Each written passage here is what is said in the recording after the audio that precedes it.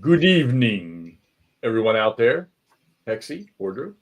We're getting ready to tackle our second GBACW game, Mill Springs, which we've been sitting here for the last 10, 15 minutes, hooting and hollering about all the little subtleties and rules in this one. I mean, yeah, but Stigger was doing his thing, just sort of increasing the depth as you go through each scenario. We're going to get this started here in a minute. And actually, we'll be right back after a word from our sponsors.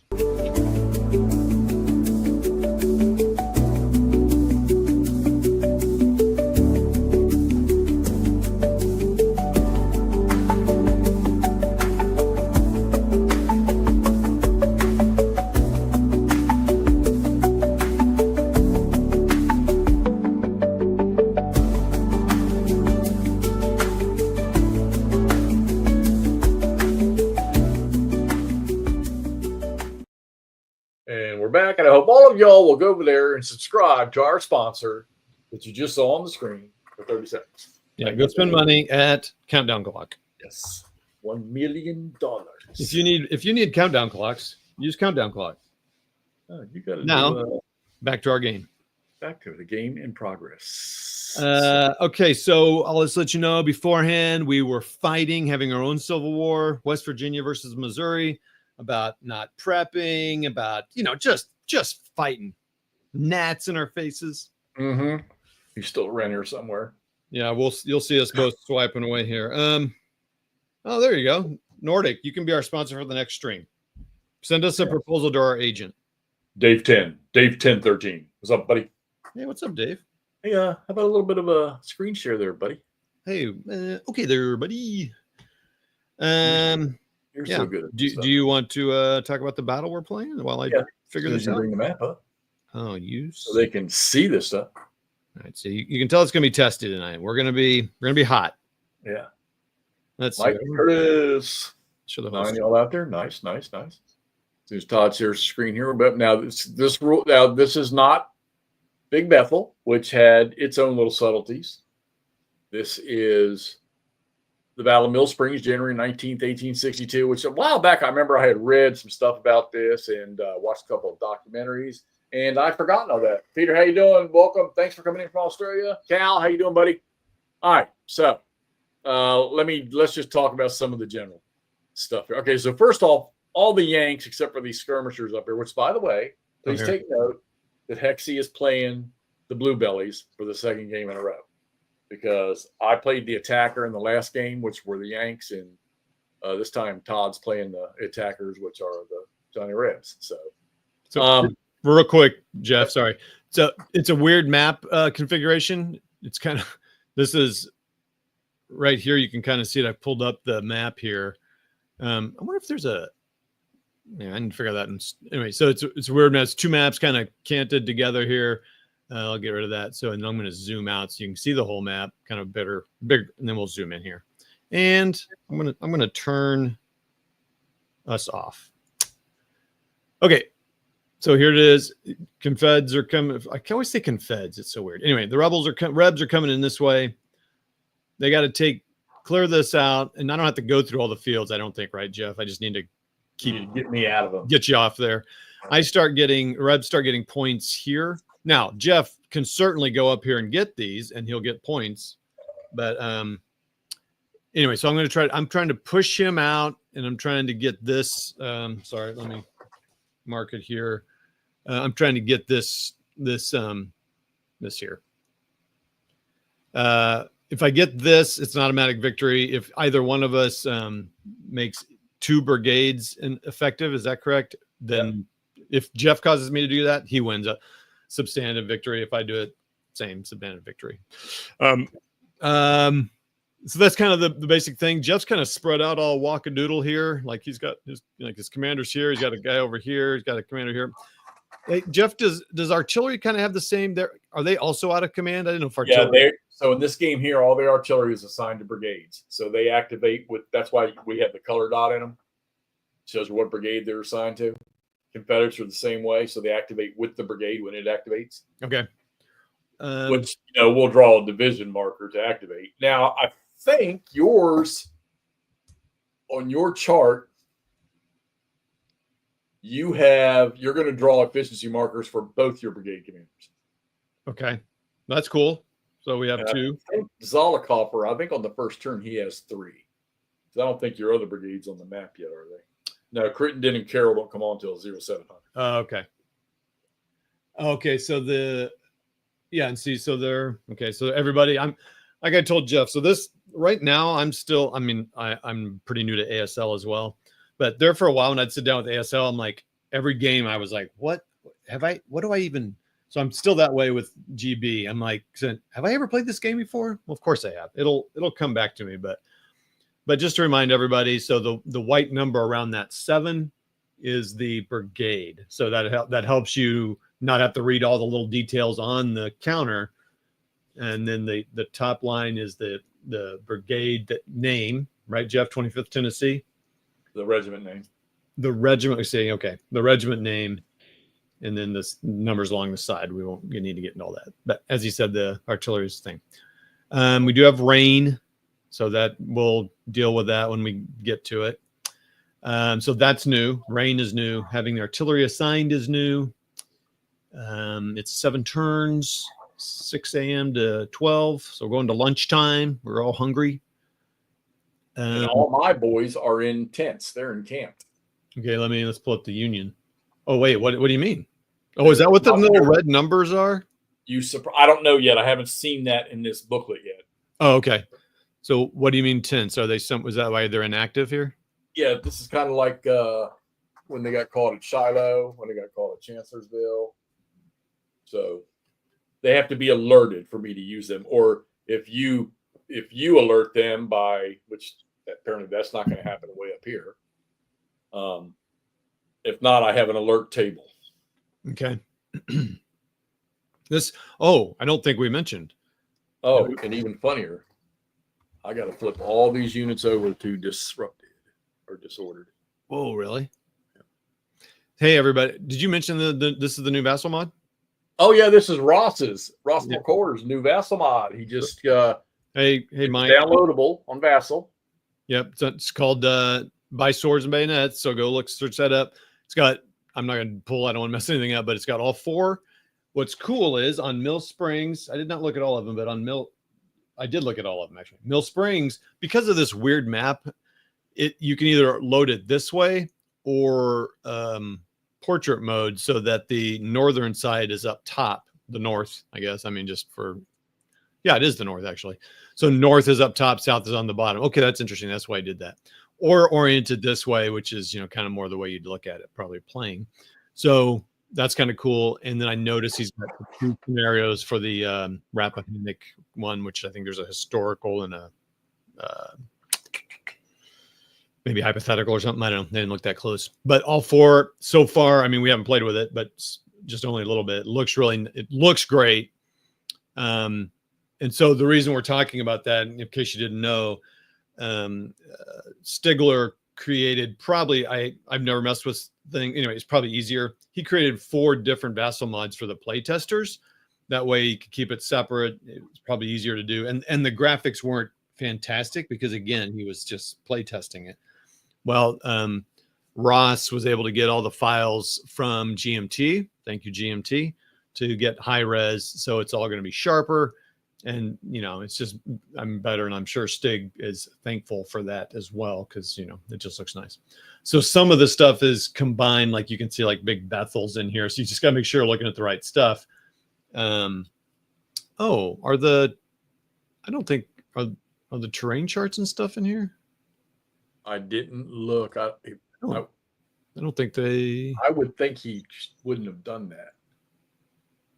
I could be wrong. Yeah, each game and stuff is different. Sometimes they have all that stuff, and so this one doesn't, except for he's got the terrain key down here, but which is actually nice to have, because another thing in this game. So we have a bunch of things: rain, some different assignments, and more terrain, trees, a lot more elevation. Probably won't come into too much play, but it's there, and that's different for me. Jeff has no problem with it. So just the darkest green is the lowest at 920, and the highest one is I don't know what to call it, the brightest or whatever, tan. So like this is the highest elevation. up to 1,100. We'll worry about that when we get to it if we need to worry about it. But I already pulled all the efficiency markers and stuck them in the hat. Thomas is the commander for the Union. There's no corps commanders in this, right, Jeff? It's just the division. Yeah, this time we have division commanders with brigade leaders. And we got Zoll. Yours is the exception. You have to pull efficiency for both of them because Crittenden is not on the map. Is Crittenden going to be the... Oh, wait, is Crittenden like a division? Yeah, he's your division commander. Usually you can tell a division commander. So your brigade commanders will be pretty much the same color as the units on the board. Oh, no, I take that back. No, not in this one. Yeah, no, okay. So Crittenden's got 2 stars, so he's the division. If there were a corps, they'd have 3, right? And then Carol's 1.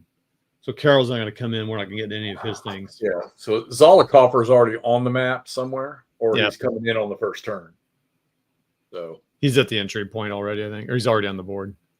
All right. No, he's following in with his guys. They're in like an extended column, but they're not in march mode. They're in advance.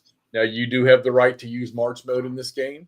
Oh, but that's only reinforcements entering. You cannot put on map units cannot go into march mode. Okay. So I need to get the AM counter. So in this, we do have random events, and you already pulled that out. March needs to go into the. Oh wait, did you already put mine in there? No, it's sitting right there on top of the. I didn't put them in the cup yet. Oh, okay. It's sitting above at the top. So that the March. Here, let me pull it up so everyone can see it.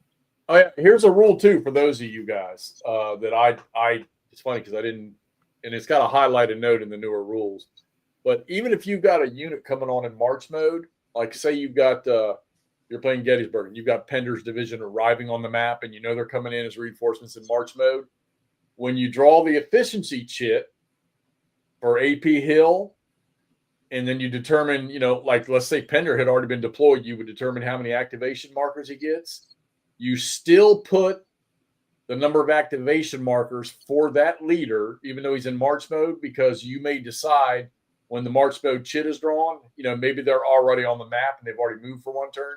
You may want to take them out of march mode as an activation, and then they would resume with the remaining activation. So even though they're in march mode, you would still put their regular division AM chits in the cup. So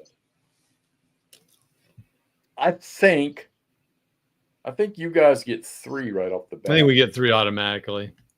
So I need to go to my AM, and I'm going to put that in the activation pool, correct? Right. And does the random event need to go in there as well? No. Oh, random event does, yeah. So the march, and I don't have a march for mine because there's no reinforcement. And so, Jeff, I just want to make sure I do this right. I'm going to go 1, 2, 3, and then just put them in the activation. You can leave 1 out because you're first. Oh, yeah. Okay. And I think the only thing I can draw is. Now, normally, everybody, these are hidden, but we're both playing observer just because, and you would draw these randomly. I'm guessing that if I pull that Zollicoffer off, I'm not going to necessarily get that one. Considered to be in command. So my skirmishers are not in command. So whatever activation marker I draw. Thanks all for jumping in today. Oh, we got 22 people real quick. Let me go ahead and get this out of the way so I can see what I'm doing here. Yeah, that's correct, Dave 10. I don't know if that's already been. Nord, he can reinforcements coming on for the Confederates. He has the choice if he wants to use march order, but units that are on map cannot go into march order. I need to do, let's see, I'm going to go ahead since you already got yours efficiencies. I'm going to draw. Nope. All right. I'm going to draw that for mine. Where's my order of battle? There it is. I drew that. So normally, everyone, the efficiency numbers are hidden. So you wouldn't, and you put them in the cup, and so you don't look at how many there are in there, so you wouldn't know, which is a pretty cool thing. I like his out of command thingies. So my units all start disordered, but when they get alerted, I have to roll. They don't lose anything, no matter what if they fail their roll, like a second disorder or a rally. It doesn't matter. They don't lose a strength point. They just don't. They just don't get alerted. Once they're activated and they're in combat, then you start applying the regular rally rules.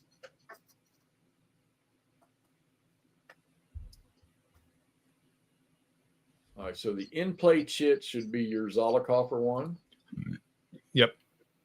So I'll pull that. I'm just trying to make the board here so we can show people more stuff here. Well, I mean, they can't really see the chits on the map. Oh, no, I'm going to zoom in there. Oh, okay. I'm just trying to. The night is darkest before the cannons start going off. I do have. Oh, wait. Okay. So they're out of command. Oh, I do like that. That's nice. The maroon color bar on top of the counters are all critted, right?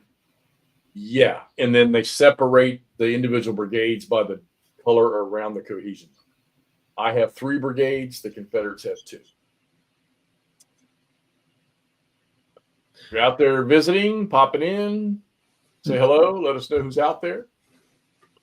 Hey, I have a quick question, Jeff. You can see it. Just look at I don't know if you can see it. I think there's a comment we need to make to him about the Vassel mod. Maybe it doesn't matter. What? It probably doesn't matter, actually, since we're both playing. Well, so on the efficiency counter here real quick, on my... I peaked. You can, like, if you right click on it, you can mask clone. Oh, that's funny. Doesn't say it anymore. Before I said peak, so I could see what the number was, right? Yeah. I didn't need to draw it actually for this turn because it's 3. But I couldn't, I can't hide it. Oh, wait, now it's working. Oh, never mind. Okay. Forget it. Okay. All right. At the constant thing there, Mike? Oh, are you serious? That's happening now? Yeah. I do want to go there sometime. That's too far west for me. Too close to mud. Hey-oh. All right, so we're ready to roll. You just need to understand what we're playing. Well, yeah. Okay. So my first order or my first command is to get those guys out of there. These are skirmishers because they say SK. I thought that was starter kit 1, 2, and 3 for ASL, but I guess not. It is. I got all 3 of those versions right there on the map. Yeah. Now, if you move adjacent to me, all right, I get to run away. So, all right. So deal about skirmishers. I'm really not sure what benefit they provide, other they can probably run back and tell these guys, hey. But if they get a second disorder, they're eliminated. If they move into a hex with their parent unit, which I have a list chart that shows me which each unit is assigned to, they automatically regroup with their parent formation. They can run away. So, how do I know that they are disordered? The skirmishers aren't. Oh, they're not. Okay. So, all right. Well, we're going to go through -2 when you shoot at them on any fire, and it's -1 when I shoot. Okay. So we did the initiative segment. We don't do that on this one because I go first. Mm-hmm. Order segment, determine chain of command. So we did that. I'm in command. Where is my leader? He's off the map, and the reinforcements coming in on this turn. So you drag that whole thing over so you can see. I don't drag the whole stack over. The reinforcements? Yep, that they all come in. That's the rest of his column. Okay. He's not in there. Well, he's on the map somewhere. Has he been deleted? Is that him? Go back to that first stack. No, is he not in there? I think he didn't make the cut there. Oh, we got a boo-boo. So, all right. So, you didn't see a special war that he's not on or anything. Right? I'm looking right now. Okay. So Zola, Let's see. For the Confederates, Bibb Crittenden is ranking. Confederate brigade leader is considered to be either Confederate brigade leader is considered to be in command for the purposes of determining their activation. So you don't worry about that. Let's see. I was reading something about Solomon. Yeah, I'll start looking for his counter, but let me know. Yeah, he looks to me like you might have just forgot him. Okay. Well, we need to let him know, I guess. Okay. So the question. Let me look in the deployment chart. Hold on. Oh yeah, good point. Yeah, I can do that. Let's see. It's all a copper. He is in 3510. Okay.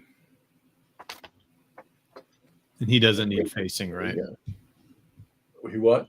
He doesn't need facing. I always keep my leader straight up and down. I want to. I'm going to read your special rules about that. Crittenden can move with either brigade once he gets on, but not with both. So if you activate one brigade, he moves with them. He can't move with the other brigade. Okay. I'm the only. You cannot do any brigade coordination because your brigades are acting independently, pretty much. So just real quick, Jeff, because we've not played with many brigades. So in many normal games, Crittenden could coordinate those two guys to do something together. You cannot. No, but yeah. So a division commander, he can do brigade coordination where he rolls to see if he can get two brigades to function as if they were one. Yeah. Okay. Yeah, we don't need. I was just curious. Okay. Yeah. Another thing that's a little different, everybody, because we didn't really have this. I'm in extended column, so I'll need to talk to Jeff, kind of like what the thinking is, how I kind of move with that and get out of that and do all that stuff. But so you are in advanced orders, not march mode. So. Right. So everyone's default advance until we tell them otherwise. Until you change orders. So right now, those guys in advanced orders cannot move adjacent. And they can either fire or they can move. So the movement on these horsies, or as we like to call them, cav. I don't know any real man that's ever been a cav guy. Just kidding. I can't talk any trash about any military ranks because I didn't do any of it. Okay. All right. So we got that. So, all right. So active, so determination, diversion orders, reinforcements orders. So I guess the very first thing that I do here. So Zolikoffers up. Yep. I'm activating them first. Do I need to change them to attack, or do I want to keep them marching? I mean, I'll make that decision, but I guess I just need kind of guidance on like, well. So it also says too that, starting with the next turn, because what's his name will be, if you can trace command from Zolikoffer back to the entry hex, on the next turn, he will be within command of what's his name. So, okay. But it doesn't matter because Zolikoffer's all you got. So you have 3 AMs for this first turn. So it's up to you. If you take, but remember now, if you change, you're changing everybody into attack order, or march, whatever you're going to do. Oh, you can't do march. Sorry, on. I'm thinking, and this is up to you, but I'm thinking advanced order until you get on the map. Okay. Where's my little sheet here? And remember, you can do a brigade change order anytime you draw an activation sheet. Right. Well, this isn't the sheet I would need, but okay. Sorry, I'm trying to look up for. Chuck, are you struggling with the sound coming out of the old laptop? Hey, thanks, Tomicus. Happy 12th to you too. Oh. I was looking for the chart that tells me all the things I can do. This is so weird. Where is that? I thought I printed that out. No, yeah, good. Good point, Dave. If you're in attack mode, the road is like it's not there. All right. So the movement on these cavalry is 9. Yep. And you can always change one vertex for every hex you move into, and you can make one change at the start of your move. But you're saying I can't, these guys cannot get adjacent to them.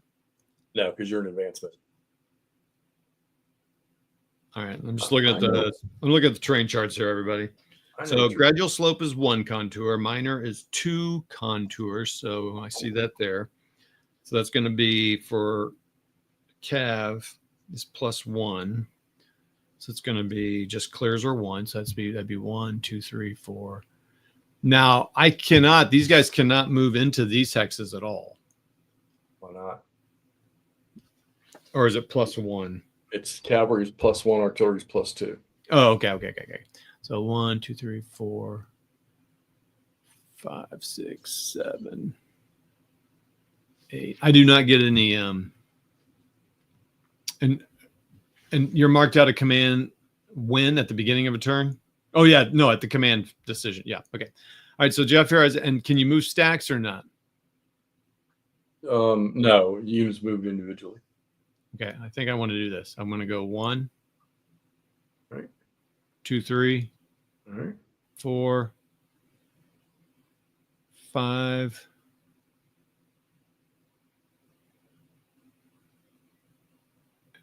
Oh, I guess I could keep him actually there. Hold on.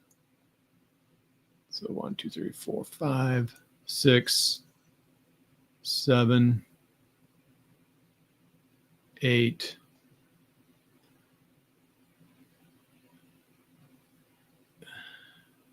Again, is there any reason to change? I don't know. I need to get that. I had that written down sometime. Counterclockwise. Okay, so there's. Oh wait, yeah, I can do that because if I turn another one, that'd be another point, right? So I've turned one. You still got one more moving point there. Okay, and so I can't really move anywhere because I only have 1 point left, and everything's going to cost me 2 to move in. I think. Yeah, everything's going to be an extra point because of the fence.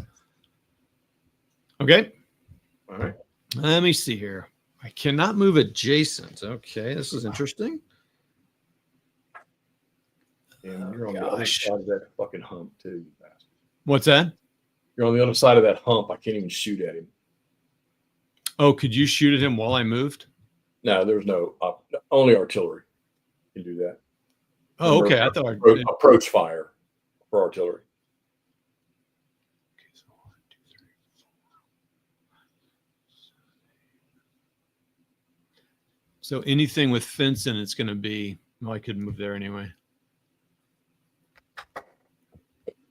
So let's see. I'm sorry, everybody. I'm kind of having to count things here. Gradual slopes are 0, so that's cool. I kind of wish they would put elevation markers on the maps, just like a little write down on what they are occasionally, but I might have to do that on my own maps. Blasphemy. So I could turn for free, and then, boy, what do trees cost for Cav? 3. Whew. Is that not disorder terrain for cavalry? Oh, I didn't look at that. No, I don't see it.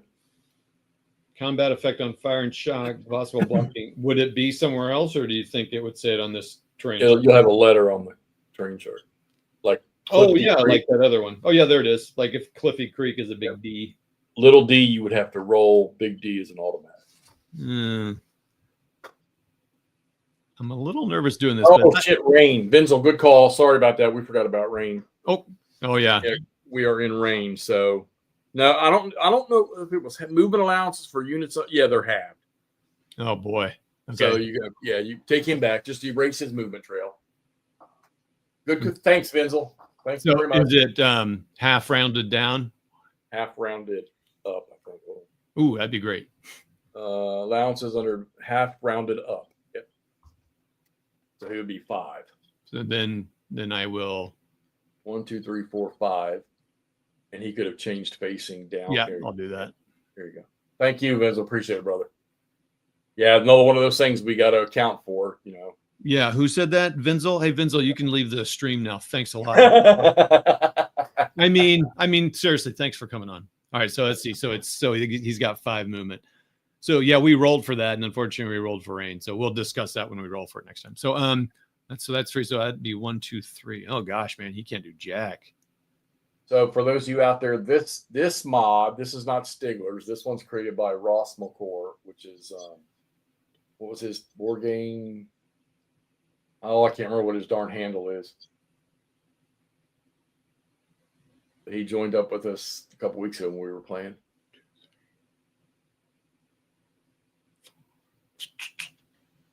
Okay, so Jeff, can I get him in the same hex as him? Is there? Yeah. Now, if you're moving in from a rear hex, he goes underneath. If you're moving him in from a front or I think front or flank, you can put him either way, on top or on the bottom. Okay. They're both one. So this is not a problem. Okay. So I'm sorry. So front or flank, he's can be top if I want. Yeah, you can be top or bottom. Comes in from a rear hex, he goes to the bottom. Okay.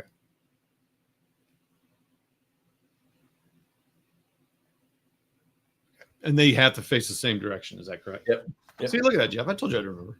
You will. By the time we get to the fourth game in this thing, you're going to be a knowledge base of GBACW.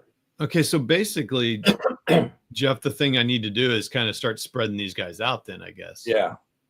And, you're only getting half movement, so it's almost like you were in attack mode, except for you're using advanced mode movements. All right, so the road is still, so everything costs the same. So this is different. One. Road is 1 or half. Half, I assume, is if I'm in March. And you're in March mode, right? I'm not in March mode. You said I'm in. No, you're in advanced mode. And if you're going to change your extended, well, it depends. So your extended column. When I have to move with this type of shit, I want to see, because it costs. I think it's 1 to change formation. Well, I probably don't want to do. Can you? Okay.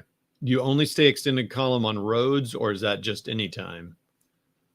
No, in order to use the benefit of the 1 movement point on the road, you have to be an extended. You have to be. You have to stack like you're in March mode. All right. So, all right. Let me move, and then we can. I'm going to take Zolifer off just for now, just to get him out of the way. I got you. All right. So I'll move them together here. So 1, right, 2, 3, and then I'll go 3, 4. Oh no, I can only move 3. Yeah. All right, so I can only go there. Well, I'm not getting very far.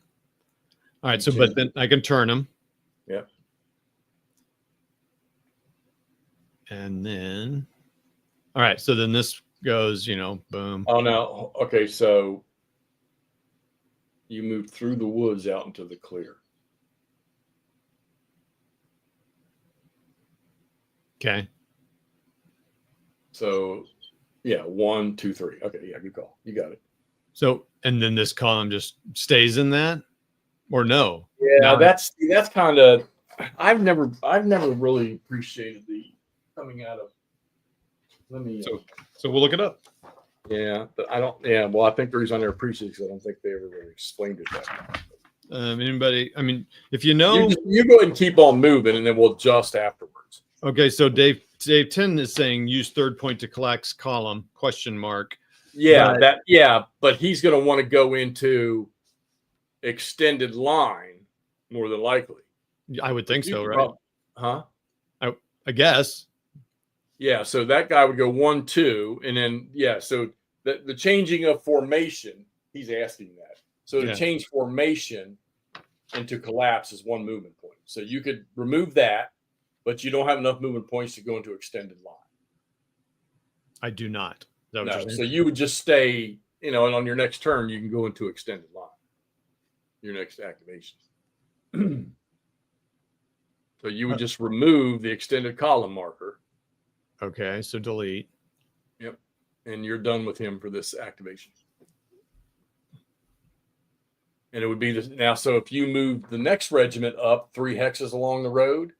Okay, so 1, 2, 3. And then you move the extended column up, he's going to have to stay extended column. Okay. Now, and Zolifer. Oh, I guess I could also move Zolifer, but I might as well keep him there for now. That's a good call, Dave. He freed up. Yeah, he's right. You freed up that hex. Okay. Hey, Jeffrey, thanks for coming on. Another Jeffrey for the Jeffs. All right, so I'm gonna get rid of the A there. So delete. Now, so these guys are 10. They come in on A, so they're gonna come in on the road. So they have to come in extended column. If you're going to use the road, yes. I mean, I guess we'll get. I guess the Yeah, question. you probably have to. The rain is slowing you down. So Yeah, I would assume that that's kind of what that's meant to do. We can. I need to write this down here. Hold on, everybody. I got to write down the shortcut key. I wonder if he created a cheat sheet for this. what? The shortcut key. So I got that button. Does clockwise, because I'll tell you what, man, using the shortcut keys is great. Sorry, everybody, I'm doing a little writing down here, and I'll see if I can print this up. Okay, got a little notebook I'm using here. All right, so I'm going to still rotate him, and now let's see if I can just do it here. Boom. Okay. All right, so I would go 1, 2, 3, and then can you get extended column from this? That one in front of him there. Yeah, they're probably coming in like that. So. Oh, so he had it where you can right click on the unit, huh? That's pretty cool. So then these other guys aren't going to be able to come on? Well, they'll come into the first hex and then put an extended column behind him. I got my two artillery can't come on, I guess. No, they'll probably follow up. Yeah, that rain's making it a pain in the ass. Thankfully for me. Now, should I just put extended column on him? Sorry. Yeah, just put it behind him there. I think how many guns are in those 2 batteries? I don't know. It says 2. So they can just stack together. Oh, they're probably Breckenridge A and Breckenridge B, aren't they? Or Rutledge? Yeah, they'll operate together. Okay. So we're going to enforce the core rule in this game. What's that mean? What do you mean? Artillery batteries stay together. The whole battery operates as one battery. Okay, so and that you can tell that because it says both Rutledge A and B. Yep. Okay. All right. So then I think now, am I supposed to be marking the counters? Anything? No. I mean that's it, right? I'm done. So I click off the move marker. Yes, sir. Did you start a log file? No, I'm just going to save it, but I do need to save it.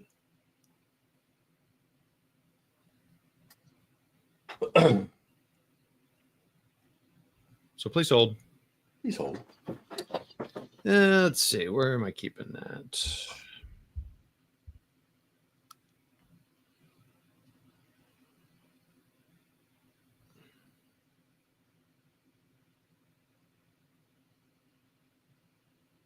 So this is Mill Springs. Let's see. Leaders on a road. Leaders on a road. You should probably also save the file just in case. Okay. Yes, leaders on a road.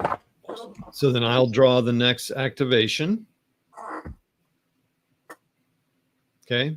I got a random event, so I'm going to roll the dice. 7, so nothing's going to happen. So I'm going to move my Confederates AM plate up here. And I'll just keep random event on the chit. I'm going to draw another one.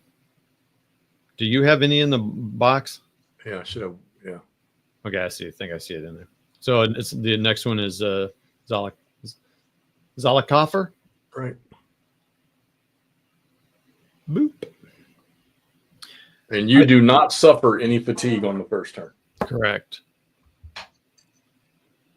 1, 2, 3, 4, 5. And coming into the back, he goes to the bottom. Mm-hmm. I think I did it. And they could have changed facing if you'd wanted them to. One more vertex. Yeah, I don't think I want it. I don't think I'm good. Okay. Okay, so now these guys here. So basically, maybe I shouldn't have changed facing. Or I guess, wait, can I fire?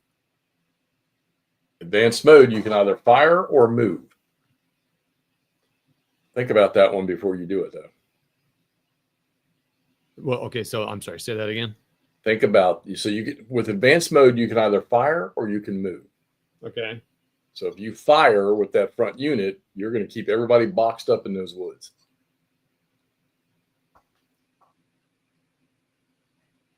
But I still cannot move adjacent. So let's see. Let me think about this. So if I rotate it, I get 3. I get 1, 2, 3. Okay. Well, I mean, it's your choice. You do what you know. You can fire 7 out of a hex, remember? yeah. Those are muskets, so you're going to get a -2. And you're firing up a 2 slope. You're going to be minus. Nope, that's only for shock, so you're okay. Oh, steep slope is 3. Oh, that's 3 contour. No, it's 2. The hex line is throwing me off. 1, 2, 3. And you can still change facing 1 vertex for free. There you go. So 1. So they're all telling you, get out of the woods, don't shoot. 1. So let's make sure. I'm going to go 1, 2, 3. Right. And then I would change facing. Whoops. Boop, boop. Okay. Now, this extended column, do they just come out of column automatically, or did it cost points to do that? It costs 1 point to change formations.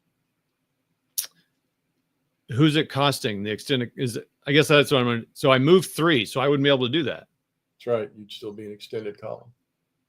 So this they would go under Zollicoffer. Okay. Yeah, I mean, I think I want to do that. Yeah. And he changes facing as well, right? Yeah, I don't like the rules on this. I mean, I get why they're doing it, but I don't like it at all. It also doesn't show that it moved. So now he's not column right. He's just an extended column. Is that because that seems weird that they're facing that way like that? I know. You would think they would be behind him. Well, let's see. He's got to follow him. So, I mean, it is what it is. I mean, so basically, he's going to get to go here. He's going there. And I guess I could march him out of the woods, right? Actually. Well, yeah, you're in advanced mode. You can go. Yeah, you can go through the terrain in any mode. So I'm still on the road, but as soon as I go off, that's going to cost me 1. I don't think it costs to go downhill, right? Yeah, well, you're crossing off the road through the woods, so that's 1, 2, 3 to there. Okay. This feels wrong. See, it would make sense to me that unit behind, you would think you just move him up the woods and then out. What? Okay, so it cost me. I moved 1 on the road, and then I moved out of the road into here, and you're saying that cost me 3 to move there.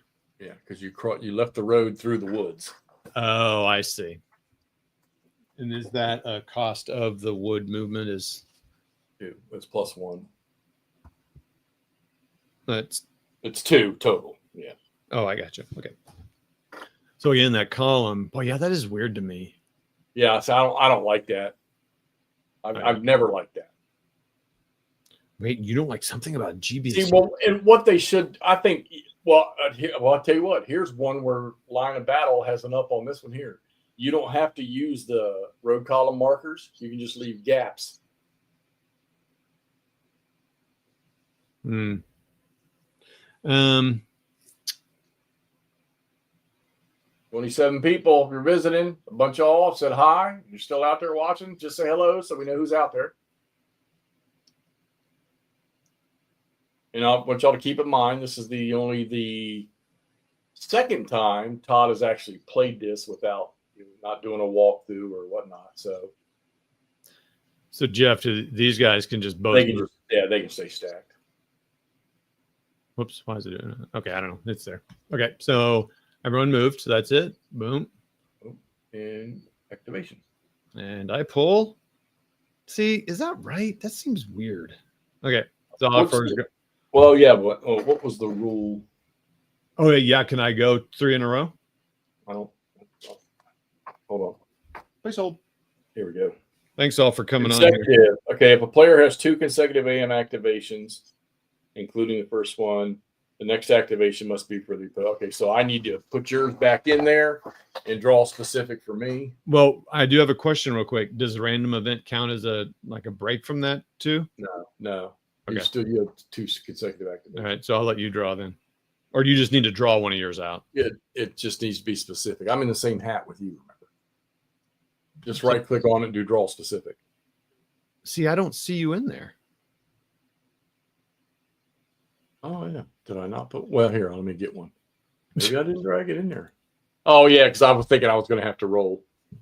And it's, who's my division? How many do you get? I'm going to find the guy first. Son of a bitch. I got March. Is it Carol? No, that's no wonder I can't see it. That's Confederate. And make sure you're on the right. So Thomas is. Make sure you're on the right game. Yeah. That's I was having a problem with that. All right, so it is this one here. And where are you putting them? So here. Oh, there you go. Right where you put it. All right, I only got one. So. Oh, okay. So it could have come out that way anyway. Then I think it's all right. Yeah. So then. No wonder I didn't fucking get a draw. Greetings, Brian Mulville. How are you, buddy? So then you would move that to your AMs and play on your battle on your. Yeah, that's what he's missing on this thing here. He doesn't have activation. Here we go. That's where he meant to put it. And then once I'm done, I would move over to my AMs that have been played. Oh, really? Okay. This way you know who's active in case you break in the middle of a gotcha. turn. All right, okay. So they can move. They don't get to use the road bonus, but they can move like leaders. So who are you talking about? My skirmishers. Oh, they're the only people that can move this turn? Yeah, remember I'm not alerted. All my boys are back there fucking frying eggs. And you said they move like what? They move like leaders. They use the leader terrain table. What? They still only have 3 movement points because of the rain, but they get to move like leaders. Oh, they get to a little bit more. But they do not get to use the road pike benefit. This is bull garbage. So I think what I'm going to do is, since it's not bad terrain, you know what? I wonder if I can. What order are you in? They're always in advanced order. Advanced unless it says otherwise. Yeah. These guys aren't. All right. So what I'm going to do here, I'm going to do withdrawal movement with this guy. So that's 1. Wait, I don't know what this is. 2. What? Withdrawal movement? Yeah. Yeah, it's a special movement where you can move backwards. So 1, is that a 2? Yeah, that's a hex. Okay, so he's good there. If it costs you more than the 1 movement point, you have to roll for UDD. Oh wow. Okay. So I'd have to, but I think with these guys, I'm going to shoot with these guys. I'm going to fire because I'm going to lose these skirmishers either way. So maybe so, Nordic, but he attacked last time, so it's my turn to attack. All right, so I'm going to fire rifled muskets. They're going to get prep and they're going to get range, I think. Let's see, rifles. Yep, they're going to get a prep is only 1 hex in this game. Oh, all right. Well, I'm going to get a +1. So I'm going to fire a 1+1 with this guy here into your regiment, which is extended right there. Are you firing into the extended one, or is that? Yeah, I'm going to fire into the. Now you know what? No, I'm not going to fire. I'm going to leave him right there, and I'm going to take this guy. And I'm also going to do withdrawal movement with him. 1. Wait, what? You can't make up your mind, bro? 2. Yeah. No, you know why I don't want to fire? Because I don't want you to fire back. I want you to waste a movement opportunity by firing at him. I'm going to lose those guys anyhow. So, all right. That's it for Hexy song. You're not moving the other guy? Nope. Okay. All right. Well, good luck, Jeff. All right, so then we would move this guy. I'm going to do it for you. I'm going to move. Yeah, rain. So yeah, it's -1 firing in the rain, but skirmish. If you shoot at a skirmisher, it's -2 when you shoot at him. We put the march counter in there. Should we have done that? Well, we're not going to. You probably won't use it. You never know, though. I mean, it's on your 0800 turn. Okay. And everyone, so Jeff, can you explain exhaust or whatever real quick, or if that's not the right word? But I don't Fatigue? Fatigue, yeah.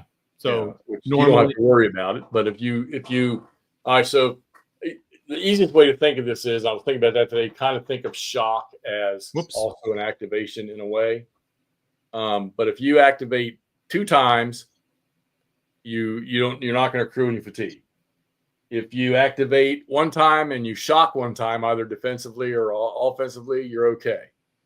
But if you have 2 activations and then you have a shock, even though it's in your first 2 activations, you're going to suffer fatigue. The most fatigue you can suffer is 2 in 1 turn or 1 activation.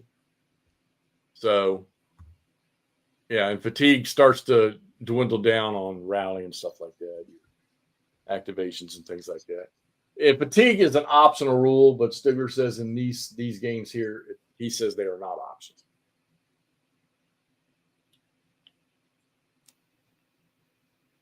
And what's it take to dismount Cav? 1, I think it's they have to do it at the start of their phase. Oh, so like right now they would do it, like the guys that haven't moved before they move, yeah. So there's no moving and doing it; you do it immediately. And then can they move after they do that? Yeah, you can change it and then move them because their movement points change. I think GBACW, which is I'm sure what you meant to say, Nord. No, Brian, I have not. I did, of course, I did some test playing on the Stepping into Hell, and I did get a chance to mess around with the hooker scenario for Swords and Bayonets too. GCACW is definitely more effective.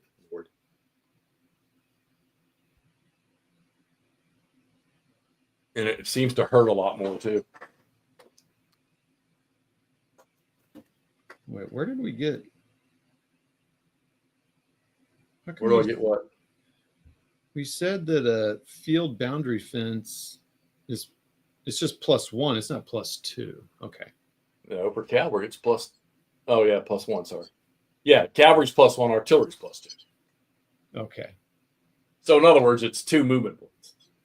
Yeah. Okay. So I'm just looking at my movement here. So if you're in clear turn. All right. So that cultivated field would be 2 to move in that. And 4.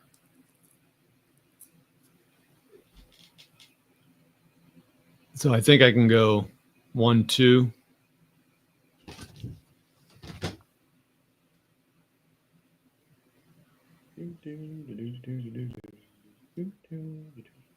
It costs you 28 movement points a hex for a victory point hex. So you can't enter that.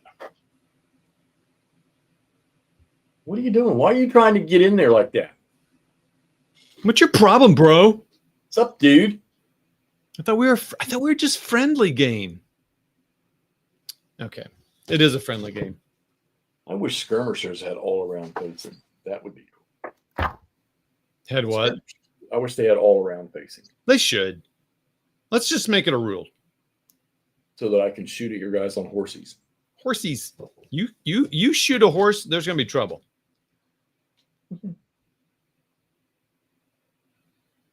Okay, let's see here. So that's going to be to move there.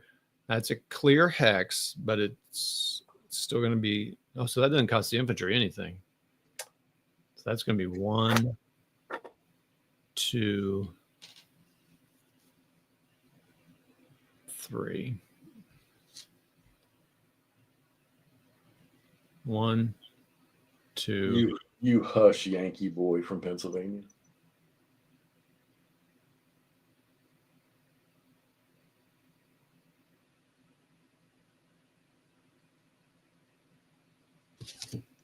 Yeah, I really don't. Other than slowing your arrival out of those woods, these skirmishers, I really don't understand the purpose they serve. Whoa, easy there, buddy.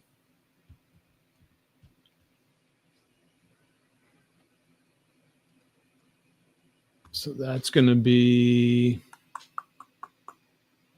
Whoa.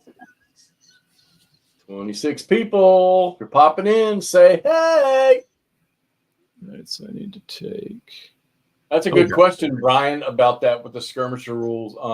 When did we first see skirmishers? Was it Death Valley? And then they had that open order thing in Death Valley. Oh, geez. I don't think that carried over too well. It's 2. Oh my gosh, that's a weird movement situation. This one right here. I got a gully. So I'm going up and down. Yeah, you need to get in the habit, I would say, just to, I mean, get it. I know what you're doing, but changing your facing as you move so you can get used to that process. Like rotate the unit before you move. Oh, when you move, if you're just so you can get, because if you play against somebody other than me, since I'm such a nice, lovable individual.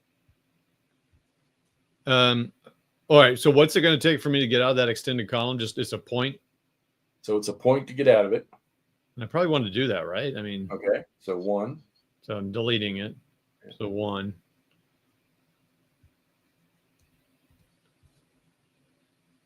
Oh, I think I moved that guy right. So that's 1, 2. Right. And changes facing. There you go. 3. There you go.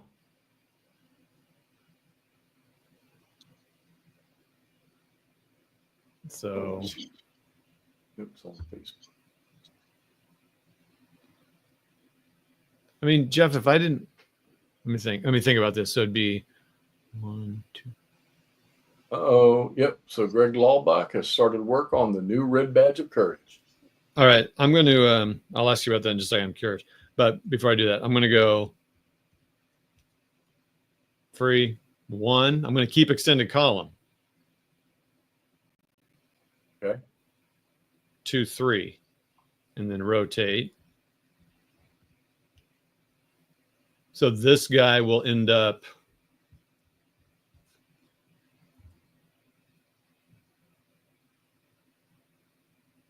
there, and then correct. Okay. I think what's the leader movement? Is it 10? But half? Yep, everybody's half. Oh wait a minute. I don't think leaders are. Oh. I don't think the rain affects them. But so they get 10 movement? Yeah, where is it here? Oh wait, I guess to move. Movement allow infantry and cavalry can always move 1 hex. Leader movement allowances are not affected. Okay, so how far do they get to move? 10. Oh, okay. I guess I should wait for him for last, just so I can keep track of where I'm getting to go here. So that's 1, 2. So I really want to move him 1, 2, 3.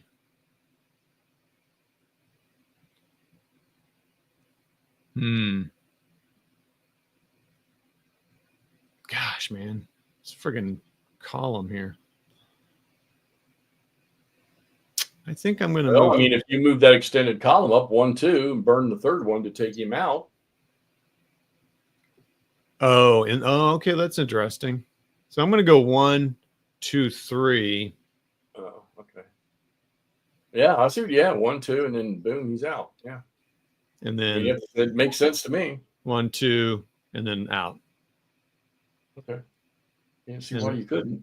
And then I remember now your cannons, they can't move any farther than that second wood hex inside from the skirmishers because of the line of sight and the minimum number of hexes they can be. So first of all, they're going to move 1 on the road. Yeah, I'm just looking. 1, 2. Yeah, so if they go 1, that's 2, 1, 2. And you're saying they can move.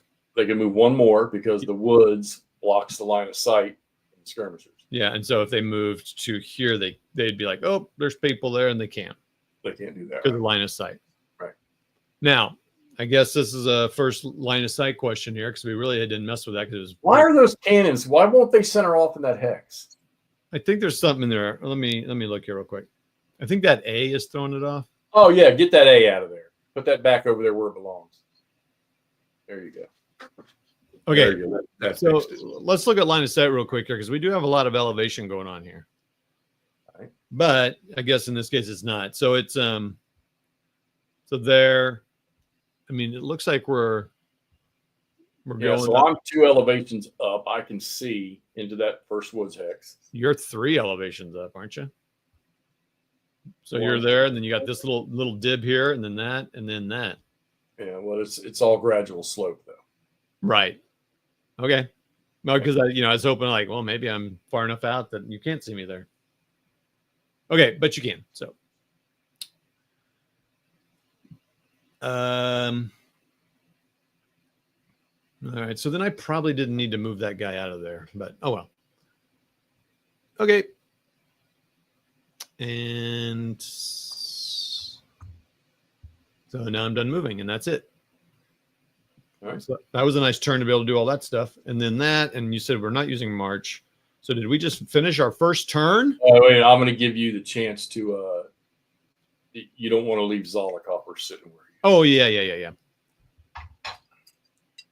Yeah, so I wanted to move him just 1 up here because he can then reach this guy. Oh wait, it's 4. Yeah, 1, 2, 3, 4. He can still reach this guy here.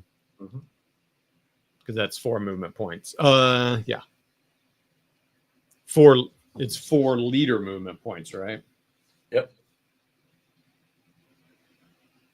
Okay, we're good. All right, clear your move and go on to the end of turn stuff. So save game. Okay. We did it. End of turn segment. Commander movement phase. All core and overall. Don't have to worry about that. Replacement recovery. Place any eliminated. Undertake. We don't have anything. Combat effectiveness phase. Players check see if any. I think all your brigades are ineffective, right? I'm sorry. What was that, Jeff? Yes. Okay. No. So I'm going to delete my CSA efficiency. I can put these. I'm just going to move them to the top of my screen up here. All right. Now, the next thing is we would roll for initiative. But when do we turn? Oh, turn record phase. So we're going to move the time to. Oh, hold on. We got to backtrack. I got to do something first. For the rain?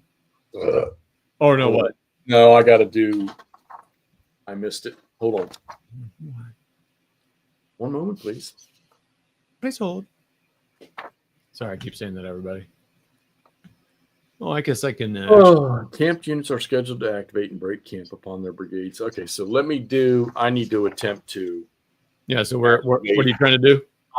My guys were supposed to activate on the 0600 turn. Oh shoot. So let me do. I got my list right here. I wasn't looking at it. So Manson, 2-1 AO and 3. So it's all I can. They wouldn't have been able to do anything, but what I can do is I need to roll for activation. So let's see. We got the 1 AO, 2-1 AO, and the 3-1 AO. Why does that guy say 13-1 AO? Did you ever figure out what the little red numbers are? That's got to be a misprint. Which one? Oh no, Carter's the 13AOO. Okay. And they would have gone with 2 AMs, but I only. Oh yeah, I boo-booed on that. Sorry, McCook would have been able to move. But it's all right. I'm going to say it was just my faulty choice. So. Well, I mean, can you go ahead and move them? Let me try to do. No, just let. Because you're not going to be able to get into any. Yeah, I say move him. Damn it. All right, let me. Well, I got to try to rally him. He's got a leader, so let's try to. Okay, can you highlight where you are? Oh yeah, sorry. All right. So, I thought that was going to be on the next turn, but it said at 0600. So, all right, so he's good. He would have been fine. And Jeff, what's the little 2 red on the marker? I don't know. I can't see any special rule in here. Oh, maybe he's no, because that was the wrong turn. Unless he's just marking them as different brigades. Yeah, because that's the 13. All right, so what's this guy down here? He's 13. What's this guy over here? He's 2. Let me try to rally him over here. All right, he rolls a 5. He's good. All right. 13 1AO. That's Carter. 13. 13. And 3 1AO. He can attempt a rally. Let's see. And he did not, so he stays like that. Oh, this guy does. What do we got down here? We got one more with a leader. Oh, he's a good unit too. 7 he did with his leader. All right, so I'll tell you what I'll do, since we didn't account for it, what I'll do is I'll move them. So Walker, let's see, Walker or McCook. See, Manson would have gotten, all he can do is rally. McCook, he would have gotten 2 AMs, so he alerted. And I'll just move McCook's guys 1. That's what I'll do.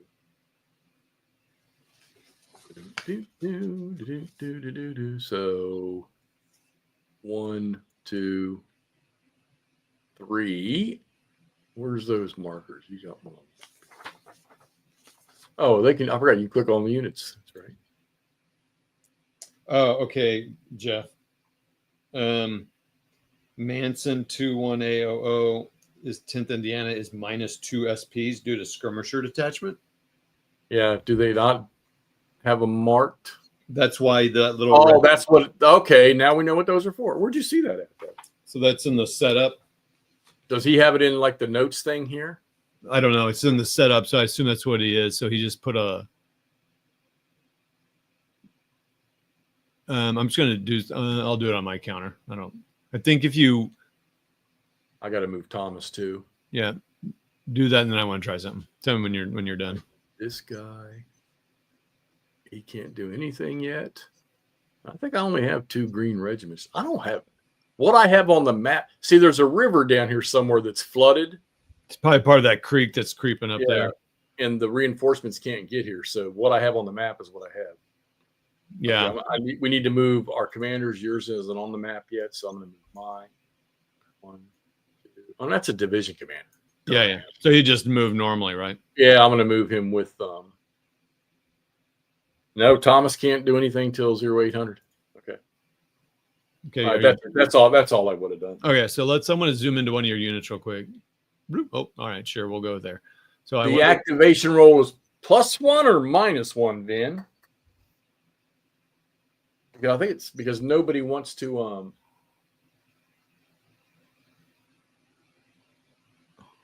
Huh. That's interesting. That doesn't make sense to me. Rain effects. Here we go. Add +1 to rally. Add -1 from all fire tables. Oh, including add 1 to all rally die rolls, including the union activation roll. So I would have added a +1. Did I have a guy that? I think I rolled a 9. I think everybody else was fine. I don't think a 9 was going to do. Oh, no. Okay, I see what he's saying. So this guy, where is he? This guy right here, he would not have, because I would have rolled a 6. Okay. Yeah, that's right, because I rolled a 6 on that one guy. I got you. Yep. More subtleties. Okay, well, anyhow, that's over. So now, all right, so go through the phases to close out that turn. Okay. Yeah, we're done. We're to the turn record phase, so I advance the time to 0700. And you want me to roll for rain? So now we got to do, yeah, so if we roll, it's not halved. Okay, well, I'll just roll the number, and then we can work through what it is. I rolled a 4 as well. So it stays the same. The number stays the same, and we stay rain.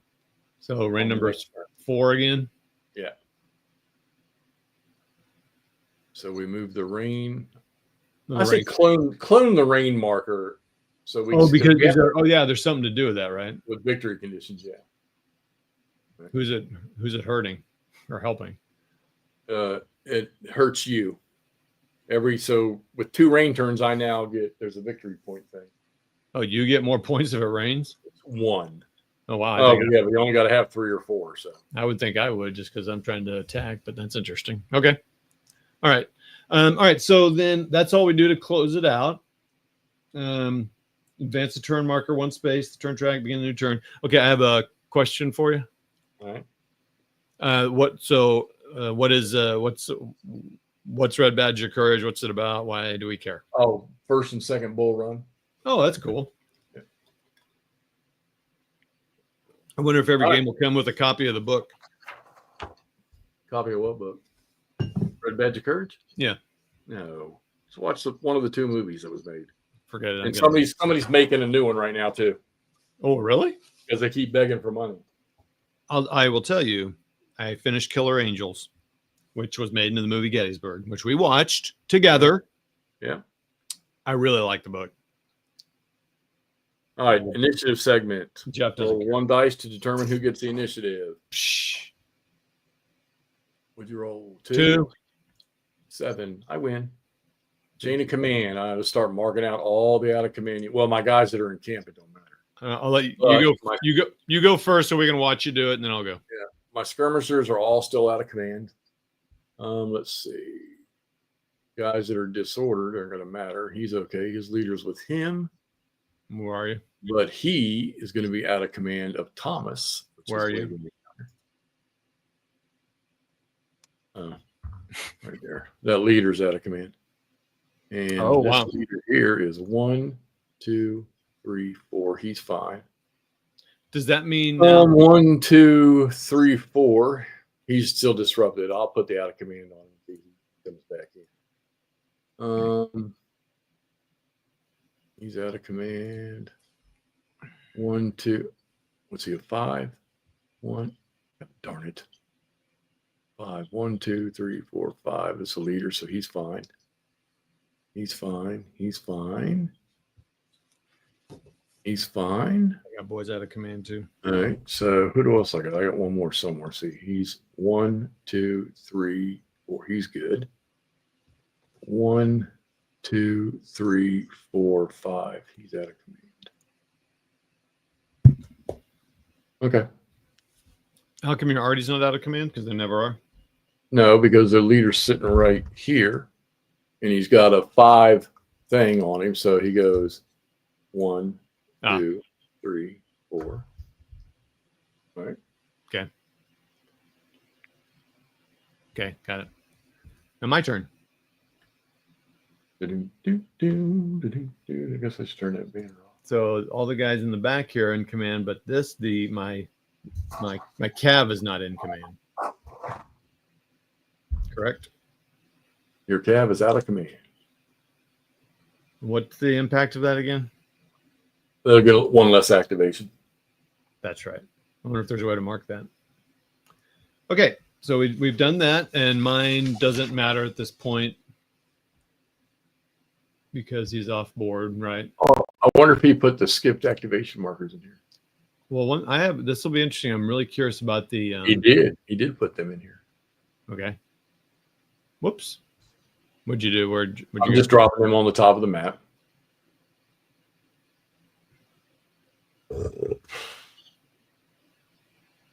Okay. Oh.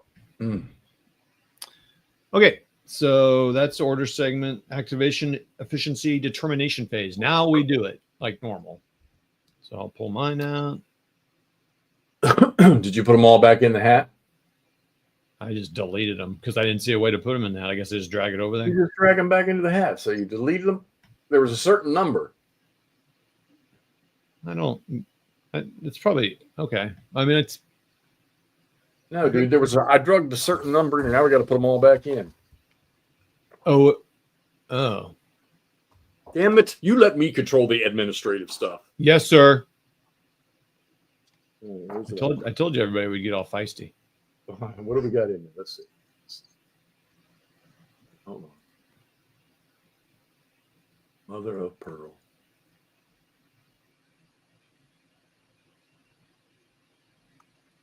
All right, so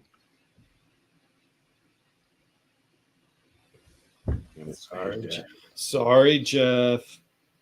All right, you know what? Let's just do it this way. Let's just do it this way. I know, Chris. Sorry. Oh, yeah. Tell me about it, Tom. It's not on my part. It's his drama. Good Lord. All right, let's see. Union, 2 2s, 2 2s. 1, 2.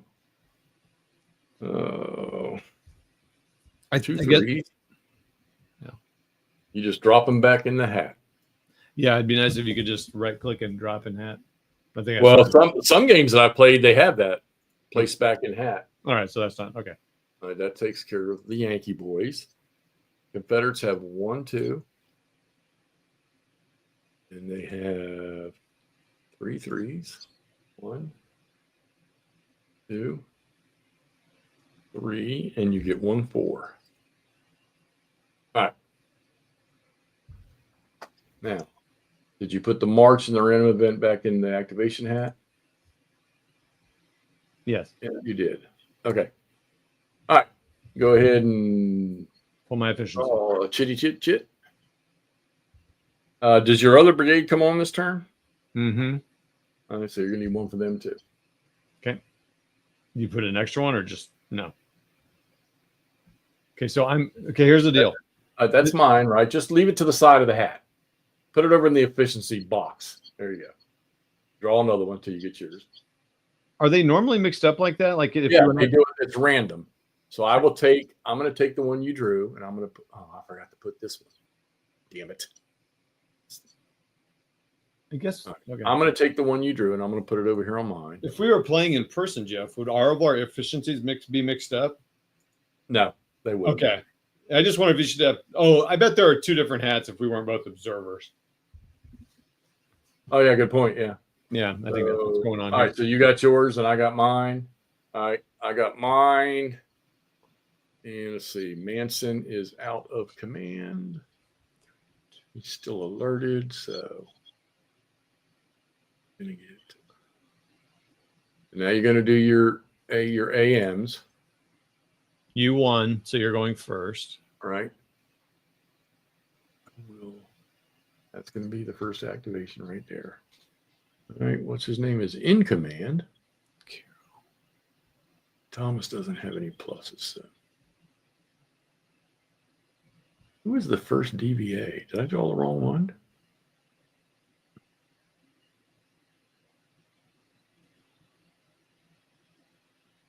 Why do they have all these other activation things? So I'm going to get, I get 3, not 1. I don't get any reinforcements. Why? I wonder if he's got all of the activation shits for all 4 scenarios in one thing. I don't think I know I'm following you. Well, there's no.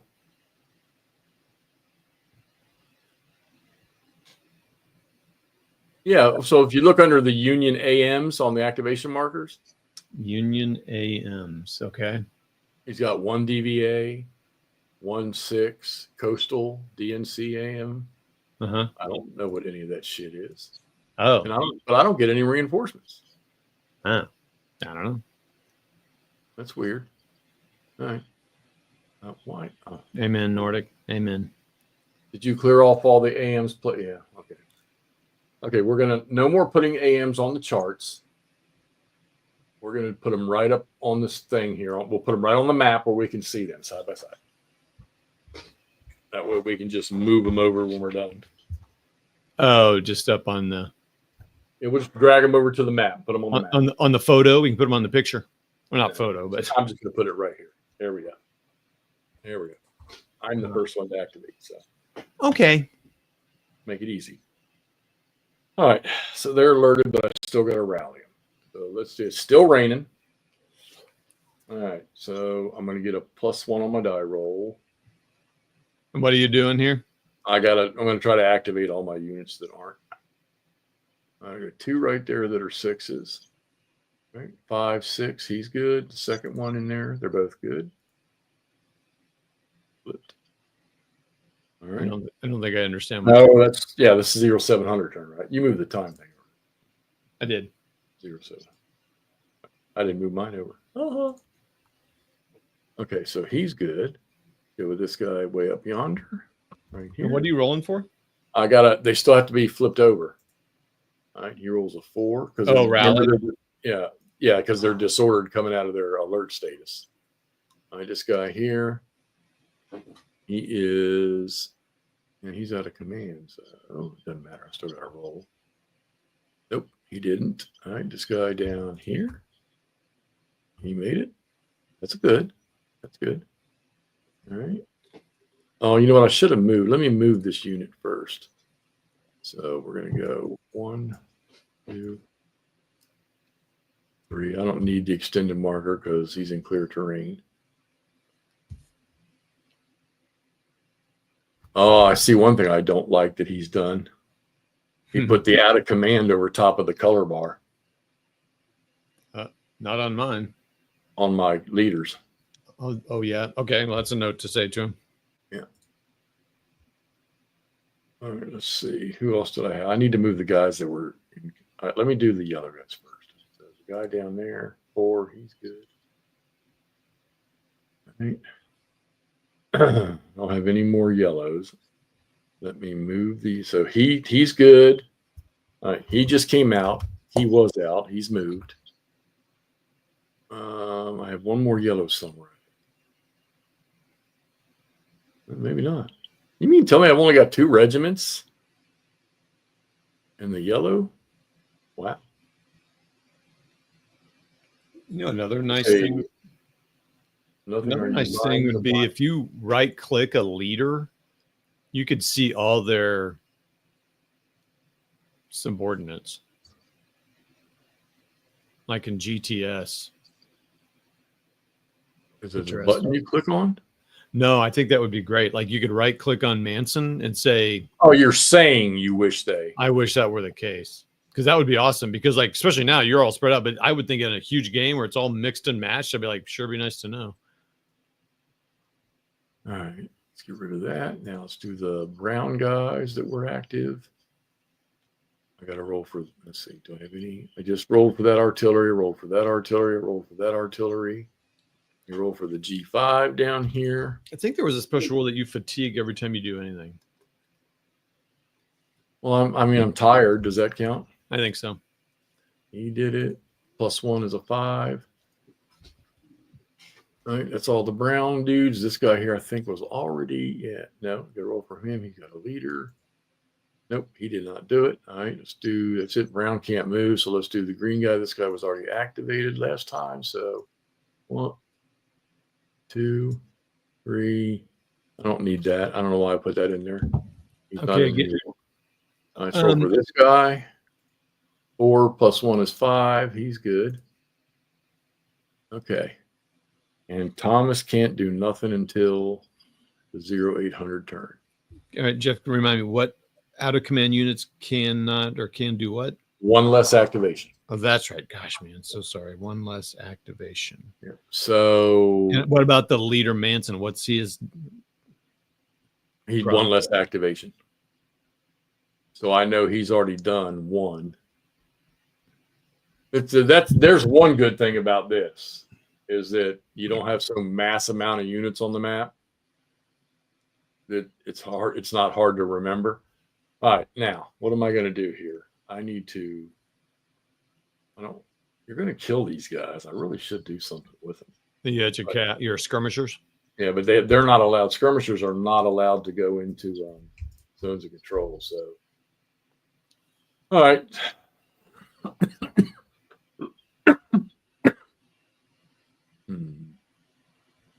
Do regiments that are out of command of an out of command brigadier get 2 less activations? Say that again. I don't know if if a regiment is so if your leader, brigade command leader, is out of command, he loses 1, and if a regiment in his command is out of his command range, they lose an extra 1. So, okay. But you can always get at least 1 activation. Here's a question. Yeah. Here's a question from exact date. A purpose of nothing. William, I mean, I don't know. I mean, I know Herman's sending me a copy of A Rock of Chickamauga. I do like the Black Swan stuff. And I like the Blind Sword, so it's a great system. But I don't know. I mean, first day. I don't know. I mean, just as an honor to him, I may do it. So I mean, you kind of I thought you were kind of iffy on blind sword, or is it just because Well, you I'm kind not iffy. It's just you got this stuff? yeah, and then I prefer his black swan. Oh, okay. Okay, I So see. I'm gonna yeah, these skirmishers are gonna die. So let's see if I can that would be 1 + 1. That son of a bitch is gonna get to fire at me. Oh, he's still at extended column. So he's only gonna be able to fire. Well, that would be 7. Shit. Nope. All right, let's go. I'm in case you don't know what I'm doing. I'm over here. All right, so let's go 1, 2, I shoot your butt. Oh, downhill 3. that movement there would have been 3 to go to that 3212. Oh, it was 2 terrains, wasn't it? Yeah. Yep, I didn't see that. Good call. Oh, but that's downhill. It's downslope. Oh, okay. Okay. Okay, so I'm sorry, but then you couldn't. Yeah. Then you could go back up there where you were to 3213 because that's only one lane. So I'm sorry about that. Sorry. All right, so it's That's what I mean. I kind of wish this was marked because oof. Okay. 1. I mean, the question: do I keep chasing you? That seems like a waste of guys. 2, 3. That's up to you. That's up to you, Toddy. So are cavalry always out of? I guess I need to keep cavalry closer to their leader. 1, 2, 3. No, that's okay. I don't know how to use them. What Is it to move into woods? Just 2? 2. Yeah, +1 random event. Go ahead and roll. I'll put these over here. Ooh. Oh wait. I was just moving random event. Nope. 6 nothing. Next shit is Zolokoffer. We need to mark moved. Unmark moved. What? I hit the move button so we can take the move markers off your guys. Oh, they were done. Right. Well, I mean, we need to mark them so they're not on there. So can my guys off board only come on the march thing or no? No, they can either come in when the activation shit or you're going to put them in march mode? Who do we pull? You pulled Zolokoffer right now. Okay. So it doesn't matter because they're not Zolokoffer. Correct? So, William, you're telling me that the first, because I heard something about it last night. You're telling me the first day for blind swords is going to be on sale this month? Yes. I think, what did they say, $65? Was that it? Yeah, it's like $50 for unboxed and $65 for a box. I gotta pee. You do your thing. okay. I'll probably be doing the same thing I'm doing right now. I'm just move or fire, move and fire.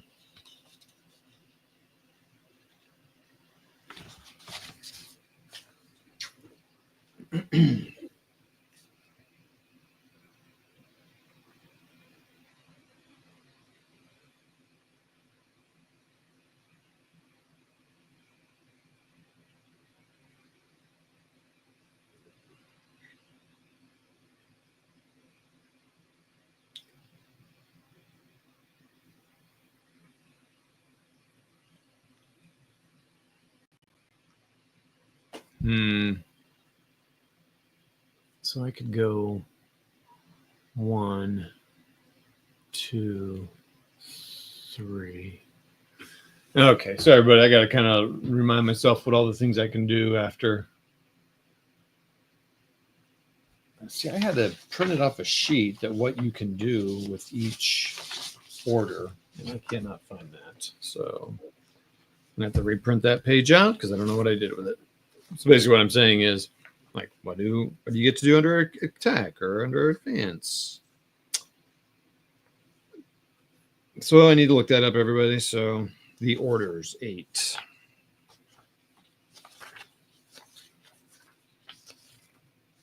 Nope.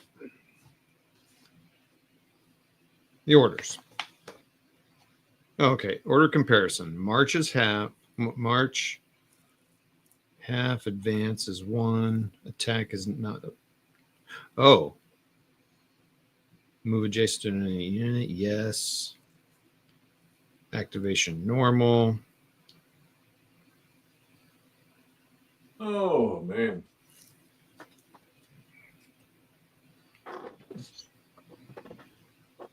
Yeah, I want to say I saw somebody was talking about it in somewhere last night. It was $50 for the bagged version and $65 for the box, or it was $45 and then $60. I can't.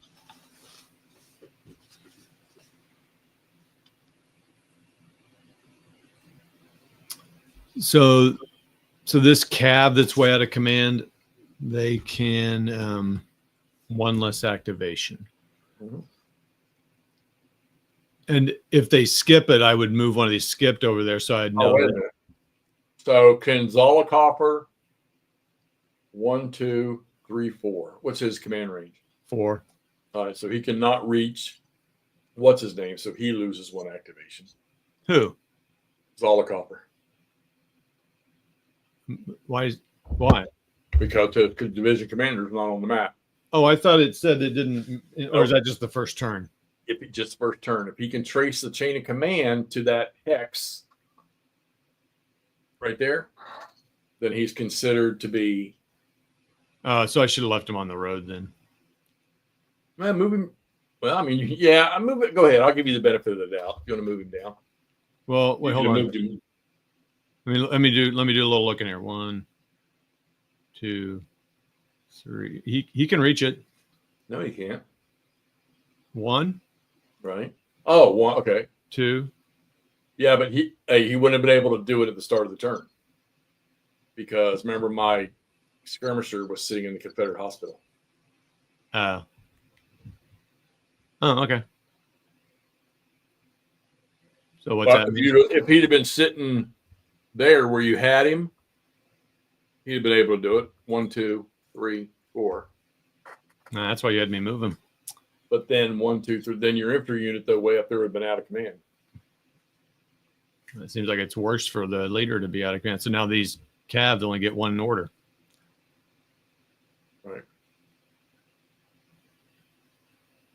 It's movement, Nord. But see, he would have had chase command Nord at the beginning of the phase before my skirmishers moved away.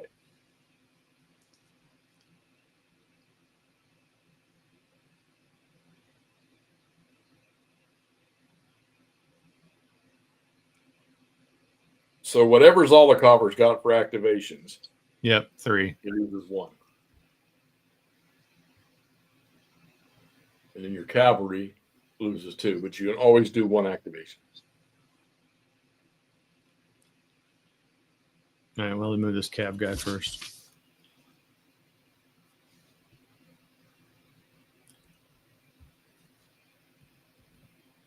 So that's 1, 2. That's 1.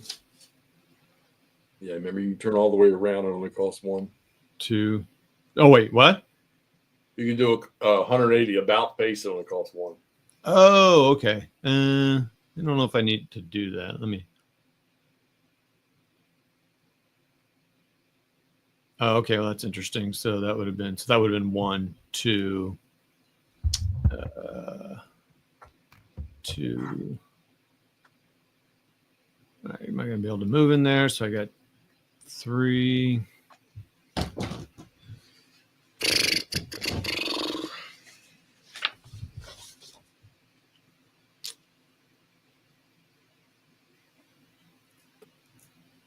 So William, what GBACW boxes do you have?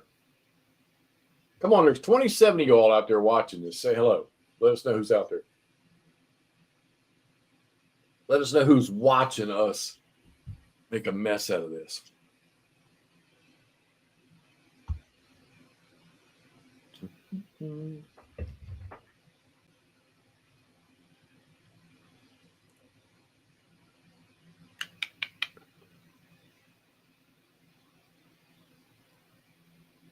Let's see. So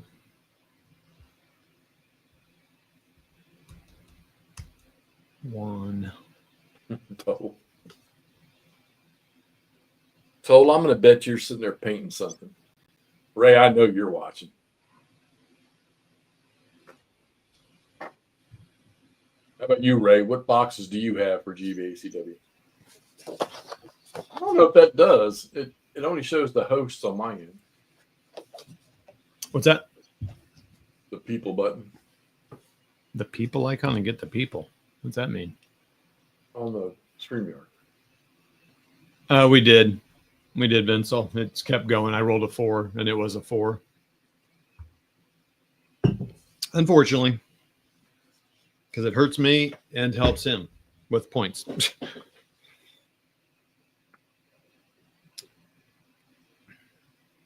the Woods, Death Valley. Okay. Okay, so if you're out of command, is it even harder to change orders? Well, you can't. Oh, Huh? you mean for the brigade commander? Yeah. So he has to have. Well, no. It just if you look at the change order table. Oh, it's a table. I forgot. Yeah. Brigade change order. It'll say brigade leader. He's stacked with the division leader. He'll get a plus. It's you have to have a full chain of command to do a division change. Oh, okay. But his -1 means that he's got a -1 in a red, so that means he's actually it's harder for him to change orders, right? Because you want high. Right.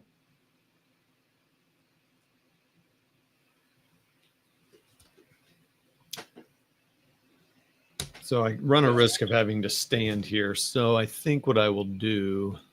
Yeah, somebody else asked me that, Dave, about Discord. I mean, I know I have a Discord account, but I only use it to keep up with some of the guys, you know, some of the like Not Jay and them and Wag, Chris Long.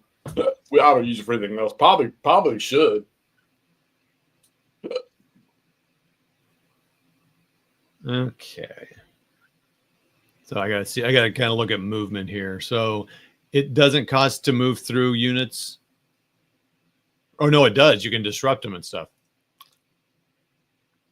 What do you? Never just moving through another unit, like Just cost movement points. huh? Cost like movement points or something. No. Why, where the hell are you going to move through somebody? I'm just trying to figure out how to get my guys in command and get them all, you know. Well, not my cav. I'm not worried about my cav, but I'm just trying to think of where to go here. Well, I mean, it's a given you're going to drive me out of those fields up front.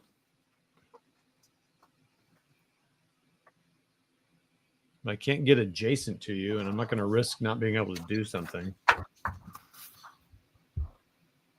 Well, you can't in advanced mode anyhow.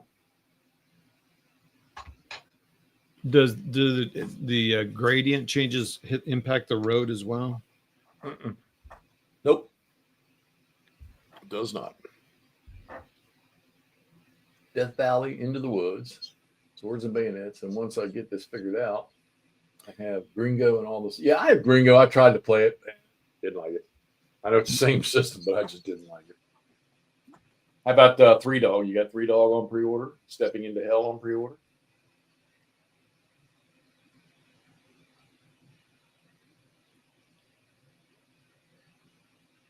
Yeah, I'd like to be able to figure out some form or method to work and bring other people in.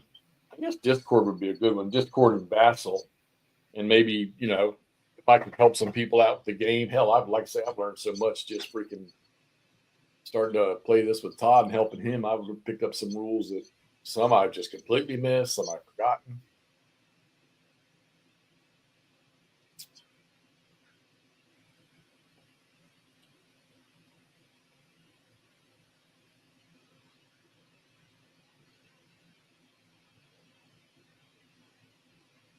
Oh, good deal, Ray.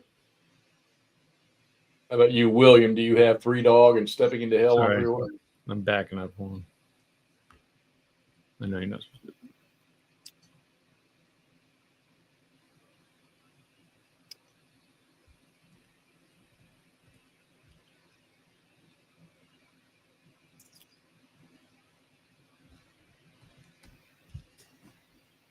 Hey, that 3-dog box is going to be amazing.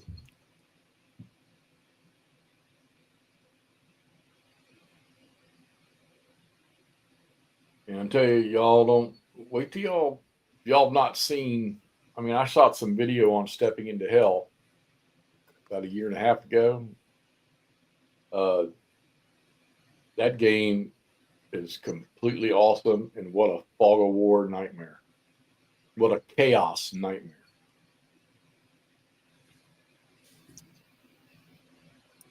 Yeah, that would be cool, Nord. But I don't.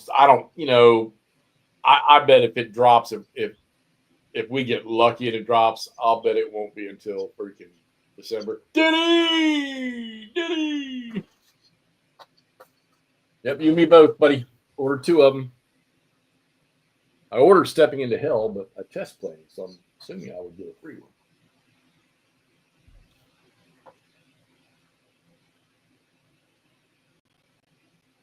Now you treat those guys nice in that hospital.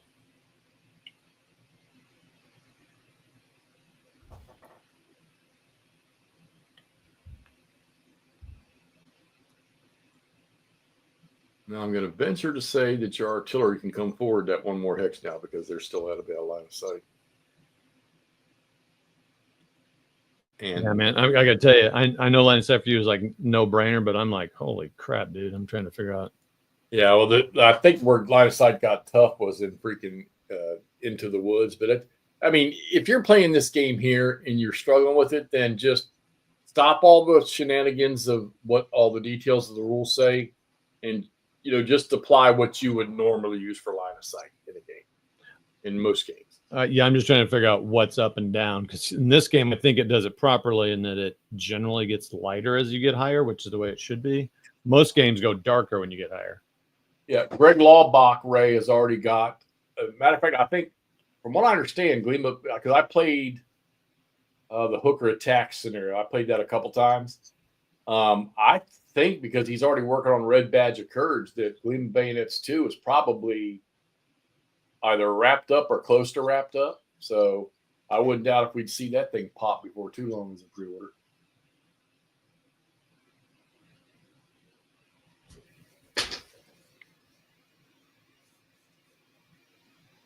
Oh gosh. 1, 2. Yeah, Toll, I like a PBJ, bro. So that artillery cannot move here, right? Because he could see him. Or does that wood block that? Yeah, see, that's what I'm saying. If by looking at the terrain design, I could see him. Yeah, but because you account for the whole hex. Because some games, if it's just one hex with blocking, you still see. But yeah, well, like when you're playing Into the Woods, you could shoot through the first hex of woods. And then this game here, we also have to apply the canopy rule, but we haven't hit that yet. I mean, so to me, he could see here. Because I mean that. Yeah, I would say he could. To me, okay. I'm the same way. Even though I'm running away, I'm in skirmish format. Well, Jeff, I can't get these guys up. Doggone it. And the rain is not helping. They were here. I want to get them off the road. So I guess I'll move them He's here. got 4 movement points. Yeah, you can move there to get off the road. That's all I can do. Great. And doesn't Okay. Pretty much it. Always That's been it. one hit, so. All right. Next. You draw on or am I? Okay. I got it. You told me not to push the buttons. I know.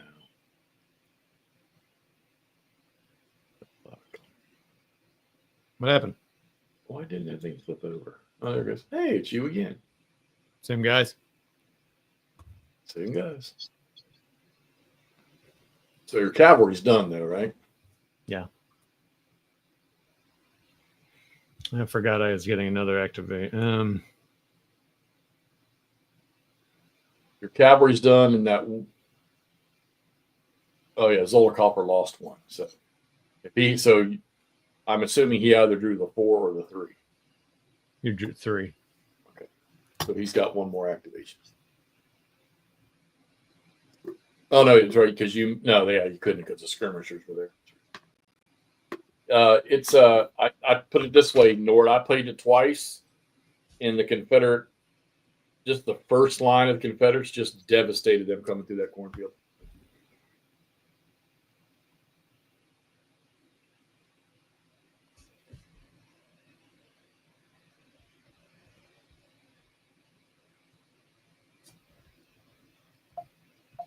Thunderbolt Deluxe. What the hell was Thunderbolt Deluxe? Is that an airplane game?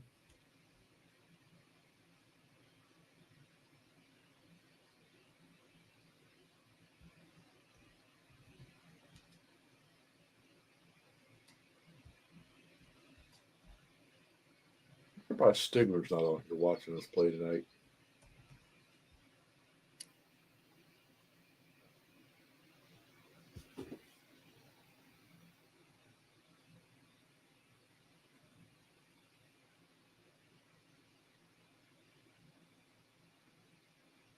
I know it does kind of suck because those skirmishers hanging around in those fields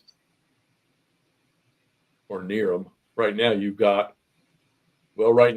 cleared. Well, right now they're all cleared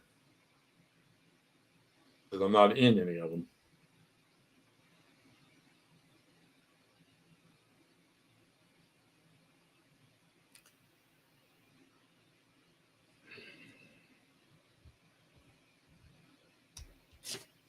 Stop trying to count shits.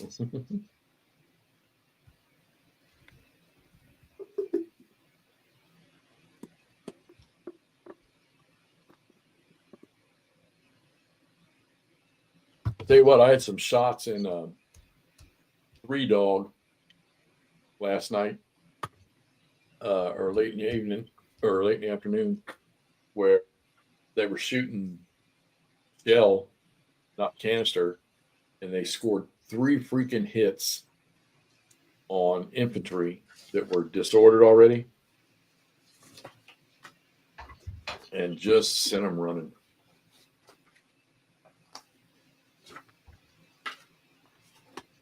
I think I'm done, but I just need to check something.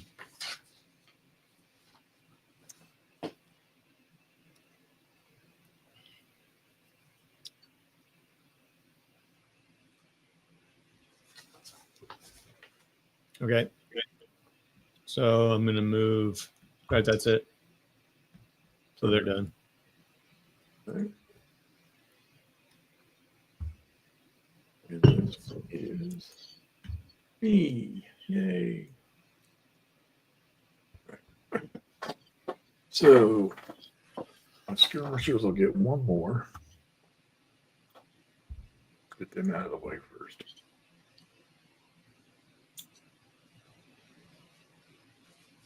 One, two. I needed to change his facing before he moved. Yeah, that'll work. Where are you? Let me start that over because I had him wrong. Hold on. All right, so I'm going to change his facing. Oh, I'm sorry. I'm going to go 1, 2. Yeah, once you start moving it, it goes to it. Change his facing. 3. Change his facing. Change his facing. 1, 2. 1, 2, 3. That's done. Let's see. And who do I still need to activate? So who did you draw for that? One. That's all I have is the AO. All right, let's try to activate this guy. Where are those? 5, 6. He didn't activate. Son of a bitch. They're the first one in my activation markers thingy. Oh, you kept it in there.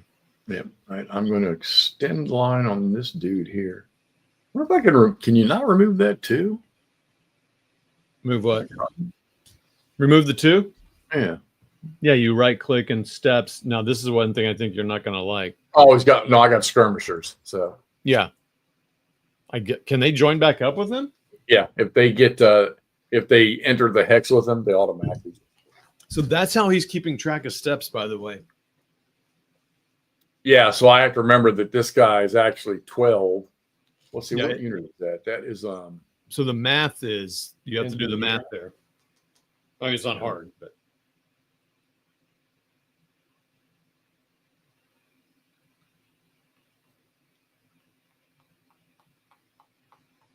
where is the damn?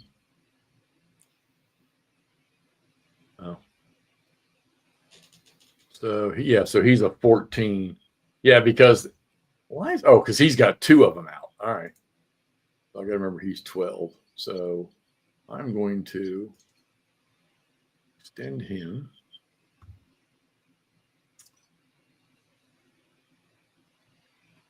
Extensions. Extend line to the. thanks for joining us, everybody. Hope you're having a good Saturday night wherever you are. Hopefully you're cutting counters or F. cutting counters, or what am I trying to say here?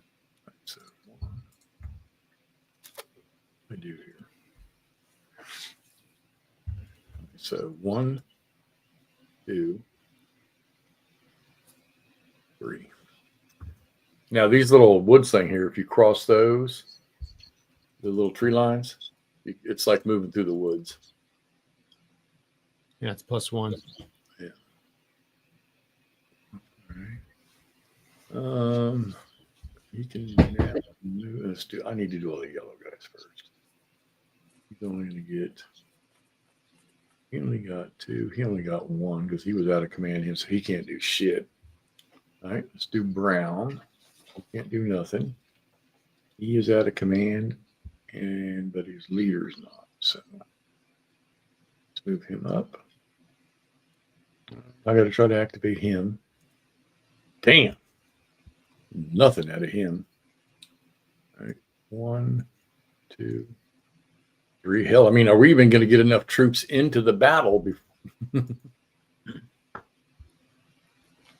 All right. 1, 2. Damn it. 3. All right. Let's see. 2, 4, 5. Oops, no, I'm going to go 4. Sorry. 4. 2, 4. Okay. Oh, nope, there's a fence there. So that would have been. Oh, yikes. Sorry, Nordic. That's no fun. Yikes. Once again, for artillery. The fence is +2. Yeah, so he's done. I'm going to move 1 hex. That bites. Where's my other brown unit? Oh, yeah. My artilleries. Oh, I got 2 up here. I think to get one of those 2. fenced hexes, you just have to be in 1 hex. You don't have to be in all of them. 3. What, for victory locations? Yeah, like that Logan. No, it says you got to clear the whole field. Wait, so Logan Farm, I have to move into 1, 2, 3, 4, 5. No. If I'm not in there and you take it, you're good. Well, yeah, that makes sense. Let's see. Greeny guys. Well, you now have 3 points because you're in the cornfield.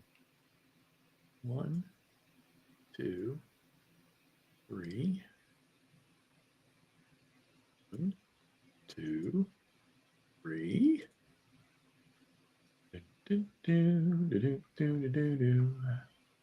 And that is it, I think. Yep. I wish he would have made the extended line markers the color of Oh, that'd be cool. like in the other scenario, like in Stigler's is, or in 3 Days of Gettysburg. Okay, where we at? Right, we got my last one, but I would have to fatigue some motherfuckers. Oh, I can do the. Why would you fatigue him? You've only moved twice. Yeah. Well, I'm saying if I move a third. Oh, you have 3 in. Yeah, but I'm just trying to do I got 1 unit left. That's, I think, 2 units left that need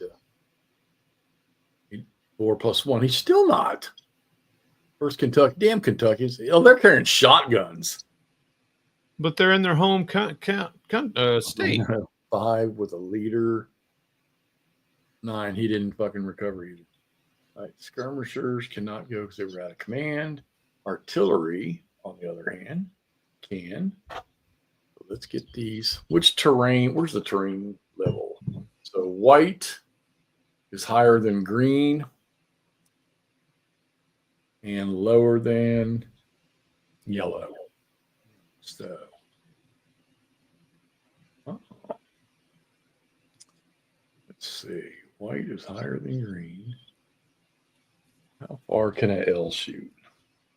An L can shoot. It's less than 5. Nope, we don't want that. Let's go 1, 2, 3. You guys down in the green.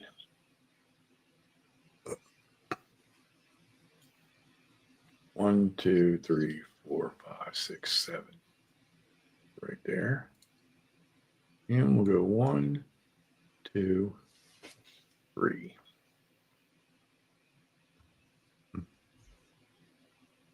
And artillery doesn't fatigue. Don't worry about that. So 2, because you already did defense last time. 3, 4. Oops. And that's all that. What do we got left here? We got. How does that do that? It's all a copper. All right. Did I move the wrong? Did you pull a Carol at some point? Nope. Where? I'm sorry, I'm not seeing the markers. I'm looking in the draw pile. There's 2 carols. One of mine left. The draw pile. The Kepi hat. On the activation, you right click on it, you can click draw specific. No, I see. I don't know why there's another. I'm sorry, Jeff. Where are you putting the ones you're pulling? Right on the map, on the right side, next to your reinforcements. I'm not seeing them. Can you click where they are, like, option? Oh yeah, they're to the right of your leader there. Oh, you can't see it. Hold on. There you go. Let's do this. That's not going to work. I think we put them on the little painting on the main map there. Okay, anyway. Can you see those now? There you go. Yeah, there we go. Let me move them down just a little bit. I would, but now I got to realign them if I do it. We'll put them down. And so the only thing I would want to do here is I don't want to fatigue. Well, I can't do anything anyway. I shouldn't have got. Well, I guess I can have a third one because I can rally, or no? No, he's out of command. He can't do anything. So I shouldn't have put a third one in there, right? Or can no, because you may have skipped an activation with a regiment or something. I got you. Okay, but you didn't. You moved everybody. So okay, so they're done. So what you're telling me is that's done. Yep.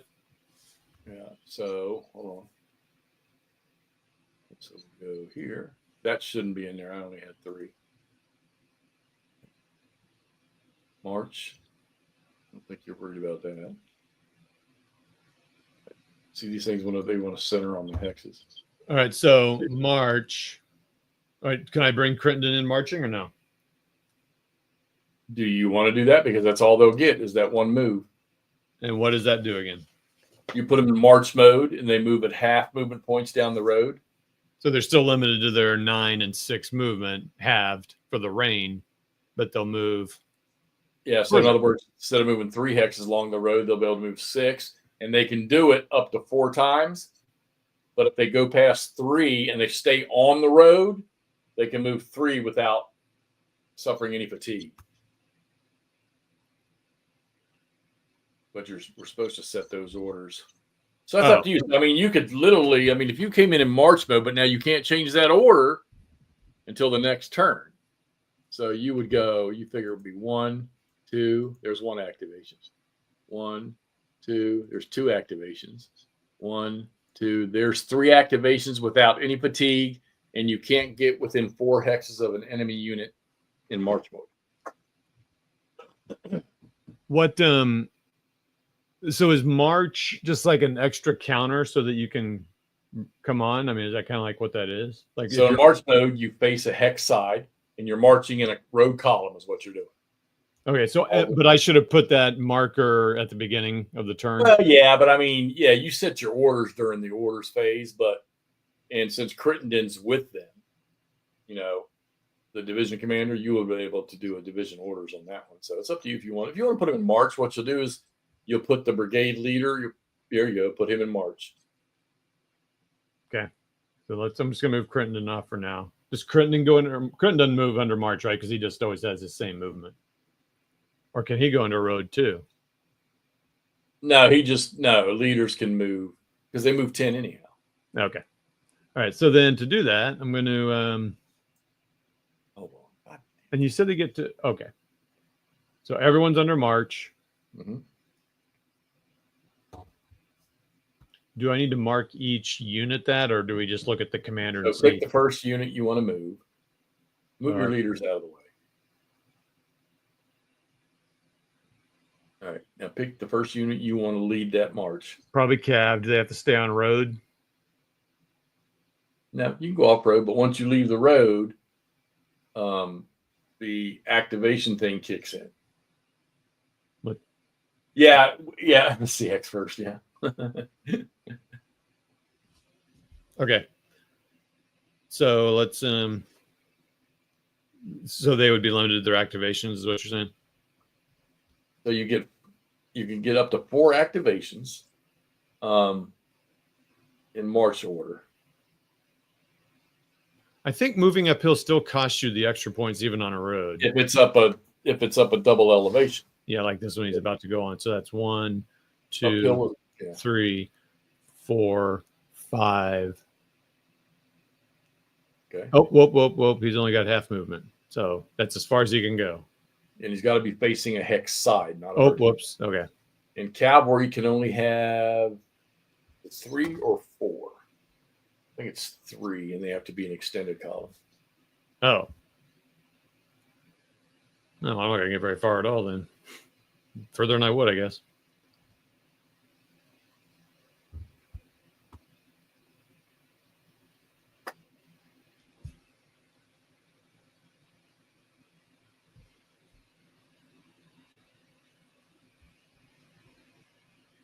Damn, we got 29 people. Like I say, if you're just out there observing, you ain't said nothing, you don't have to chat, but at least say hi in there so we know who's watching.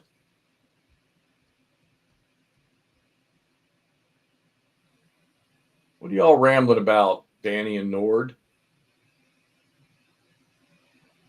Chris Linguia. Hey, what's up, sir?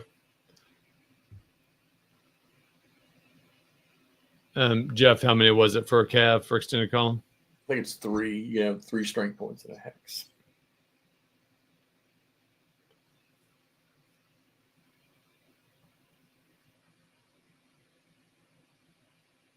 That's it. That's all the farther you're going to move them. Well, okay. I guess I misunderstood. I can do 4 moves right now. Yep.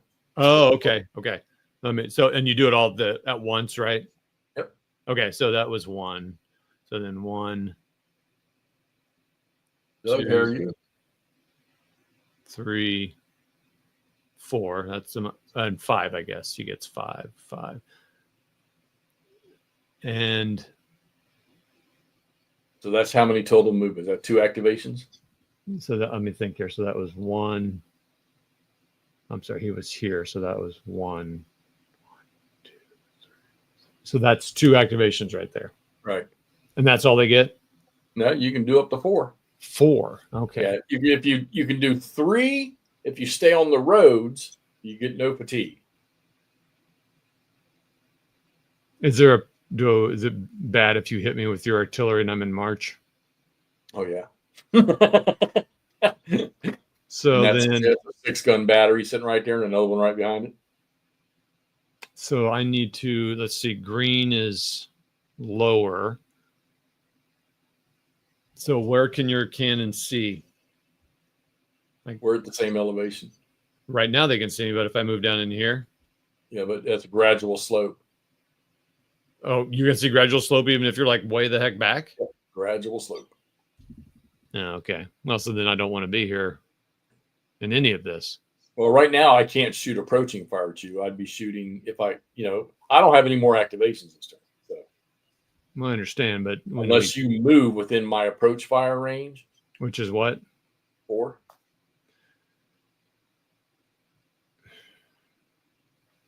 But yeah. Well, how will I get out of March? On the next turn, if your leader is in chain of command back to the division leader, you'll be able to do it automatically. If not, you're going to have to roll for a brigade change order. And how you use your division's leader number for how far you can go? So he's a 6. Yeah, so the brigade leader has to be all the units. The brigade leader has to be within command range of the division leader.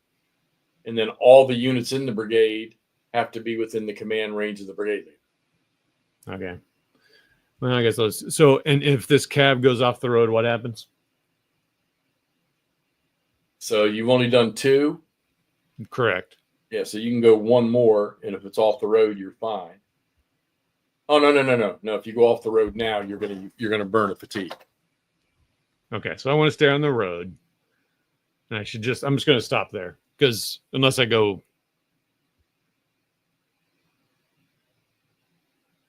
Does Cav have the same restrictions when moving through their friendly units? Like, it costs Cav and if you move through each other, it costs points. It costs points, and don't you disorder them if you move through them? I think there's a UD. I want to say that's for retreat. Okay, so I think. Sorry, everybody. All right. Gosh, man, this kind of sucks here. I mean, I'll probably just bring some infantry to get shot up anyway. So.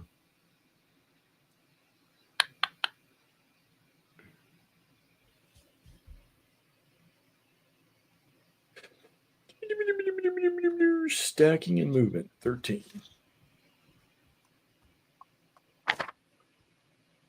Let's see.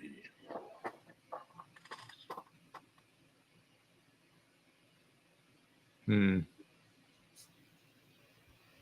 wait a minute. Stacks under march or advance orders and adhering to march order stacking limits may move as stacks.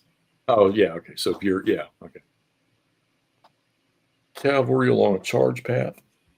Okay. A combat unit may move through another unit at a cost of 2 movement points in addition to the terrain. In addition, the moving unit undertakes a UDD immediately after exiting the stationary unit's hex. It adds to that roll the normal cost for entering the stationary unit's hex. If that cost is 2 or greater, there's no die roll modifier if the hex is clear terrain. The stationary unit does not undertake a UDD if the moving unit fails the UDD. It is disordered. And you may continue to move. So, yeah, so if you pass through a unit, you got to roll on the other side for UDD. Okay. And then if you disorder, you can keep moving, but your movement's going to.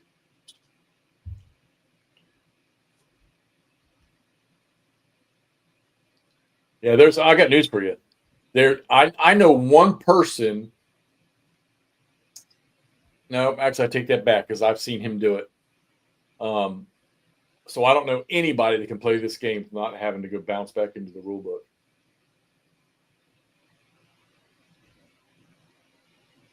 And the one person I was talking about was Bill Byrne, the guy who does the rules for this series. I'm a smart son of a bitch, I'm going to tell you right now. I met him up at Gettysburg. If it's cool with you, I'm just going to move. Yeah, just drag him up there. So it's 7 for 8 stacking, I think, on a road for. Yeah, you've always told me 8. Whoops. Yeah, and 7 for fire. Yeah, I know. Just and yeah, Danny's exactly right. And I know it seems bad when you're playing this live, but I'm telling you what, this has been. Granted, Todd learns rules pretty good, but I'm telling you what, if anything, this thing has benefited me a It lot. seems like it's helped you a lot. Yeah, because now he's your rules that I've either forgotten or I just never even realized. Well, you get kind of used to the way you're doing things. You forget exactly. to even ask, and then I'm asking some basic questions. You're like, oh, gee, I don't know. And I know one thing that happens when you do that, though. I probably put doubt in your mind for things, and you really know the answer, but you're like, oh shoot, I don't know. That's what it makes me go look to verify it. So does artillery? What size do they have to be to go into extended column? I don't think you have to. I think it's a whole battery can be. All right. So how do I want to? I need to place my. So the first thing I'm doing is Carroll needs to move. Is it best just to put him kind of in the middle of his group, or what's the way to? Well, you want to make sure he can reach everybody. And since they're going to be on a road, that'll probably be easy. Okay, and they're all touching each other. Yeah, there you go. So he could be at the end of the column. Is that good, or just like in the middle? Yeah, I mean, I try to put him. Yeah, that's what I would do. And then I want to Crittenden. I want to move in such a way that he can reach Hollifer, Zollifer, and Carroll, which will be probably in the middle as well. Yeah. Let's put him over here. Oh, wait a minute. If I think I want to change some in order, do I want to put him on top of somebody? Yeah, you don't want to put him on the ground by himself. Well, he's not. Oh, yeah, if you put him on top of Carroll. Well, no, because division orders you don't have to worry about. Dave, I think it's 8. Am I wrong? Is it 8 or 7? It's firing is 7. But I think isn't it 8 for stacking? Brigade Page 12. Brigade orders change table. Brigadier is stacked. It's 7. It's 7 for march orders. Yeah. Oh yeah, they got that on some of the charts, don't they? It's 7 for. Yeah, I think you're okay because the one unit you have is 13. So. Okay. Yeah, they're stacking limits. That's right on the freaking player's aid. Oh, freaking player's aid. So it is 7. Whoa, that's not what I want to do. I wanted to do move. Oh, what does it say about artillery? Okay. The artillery is 2 batteries, regardless of the number of guns, or 12 guns from any number of batteries. And the cavalry's 4. So I said 3. The cavalry's 4. Okay. So new counter. A new chitty chit. New AM. All right, so you did March, so now the only chits you got left you can't use, I think. Oh, really? Yeah. Okay. Because they. Yeah. Okay. And that's it. End of another turn end. Okay. So I'm gonna put that back over there. Put so that back there. Let me just save, but I'll probably save again here real quick. Save game. Okay. All right, tell me when you're done doing that, and I will move the time marker. All right, so I'm pretty sure we don't have anybody that's combat ineffective. We haven't even fired a shot yet. You will this next turn. Okay. Pull the efficiencies back. Damn you. Oh, I was trying to pull it off of yours. That's funny. What are you trying to do? Oh, the unit efficiency. I was trying to pull the efficiency off of yours. That's funny. Off of your screen. Oh, I've done that before. Okay. All right. What else do we need to do at the end of the turn? I think it's all stuff that we don't have in this game. Replacement, recovery, eliminated leaders, reserve activities, blah, blah, blah. Oh, no, there is one here. Step 7, Union concedes and says Todd's amazing player. That's on my chart. That's on my chart. That can't be this game. Nangueo, let's see. Yeah, I mean, tactical level, black powder, line infantry. I mean, yeah, there's objectives. There's objectives in the game that he's got to clear. But with the initial phase of this, it's trying to get the troops. Yeah, this is really a maneuver part right now. Yeah. Hey, Nanguaya, I'm curious why you asked that, because does it look like I'm moving completely random? I mean, I got it because, so the reason I put these troops here I think I'm probably, by the way, I think this is going to be good for a turn to play tonight, Jeff. 2 turns. Is that good? Yeah. Yeah. Okay. Anyway, so the reason I did these guys here like this is because I was trying to push these skirmishers off the road, and Jeff complied and moved off away from the road. That's Oh shoot, Jeff, am I allowed to move here with your guy? where? Those are just skirmishers. Oh, Oh, that's right. Shit, no, we boo-booed. okay. So Well, no, we'll mess with it. We'll mess with it. So, okay, so what? you're not supposed to be able to move in March column. Is it 4? I can't believe you guys out there did, unless I missed it. You can't move within enemy units and movement. 19, page 19. Is it 4 or 3? Enemy units and movement. Let's see. Combat. Just look under March mode. Don't even look at that. March move. Here we go. May not move into any hex that is within 4 hexes and within line of sight of an enemy combat at any time. Yep. So we totally boo-booed. We will fix that. So basically, doggone it. Yeah. So maybe it would have been better just to have brought them into advanced mode. So shoot. Yep. 4 hexes. So yeah, we boo-booed on that. That's my bad.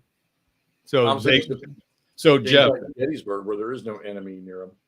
Could they? God, stop doing that. So you could have gone around them in accrued fatigue. Well, I mean, so basically in March order column, they could move to here. Because you can't see me. No, me, because right? this guy, well, no, you're right. Is it line of sight or just physically? Well, yeah, line of sight has something to do with it. But I probably would. Yeah, I see what you're saying. Yeah. I don't think this guy, 1, 2, 3, 4. No, he couldn't. He's on lighter terrain. He wouldn't have been able to see that. You talking about this guy here? Yeah. So this guy. Yeah, you're right. It would have been. It's right there. Okay. So I just pull them all back if you want. So I probably would have pulled the 2 chits out instead of marching. Because, well, I don't know. If they could go 1, 2. No, March still good. I mean, you're close to me, but at least I could get further up the road. Well, I'm wondering myself. So, like, I'm thinking here. Let's see. I mean, I can go ahead and move them back. Let's say the cavalry came on. They would have gone 1, 2, 3. They could move 4, 5. 5. Jeff, that would have been 5. It's on a road. Did you still do the +1? It didn't say not to do, and I didn't see anything. No, you don't do it on the road. It's in the rules. It says the pikes, in the core rules, the pikes negate all of that. 1, 2, 3, 4. It's not a pike, though. Pike or road, doesn't matter. Oh, aggressive, timid. Yeah, I'm trying to be aggressive, Nangoya, but I'm having a hard time moving. 5, and then they could have gone 1 more. 1, 2, 3, 4, 5. Without fatigue, they could have got to right there. In March order? Yeah, the cavalry. Oh, the cav. Okay, so let's just move them there then. So here you said? Yeah.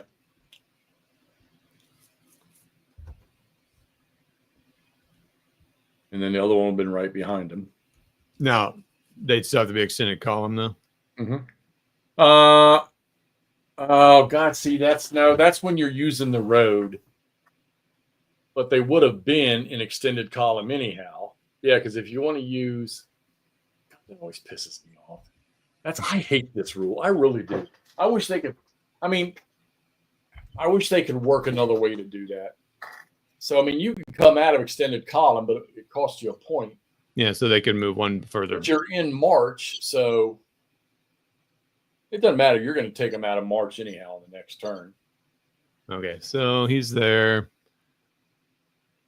And then infantry could go 1, 2, 3. And then 1, 2, 1, 2, 3. Yeah, but you know, Dave, they're gonna get some rounds fired into them. But not now that we caught that. All right, so infantry would be 1, 2, 3, And then, oh, they could have gone, oh, so they could have gone 1, 2, 3.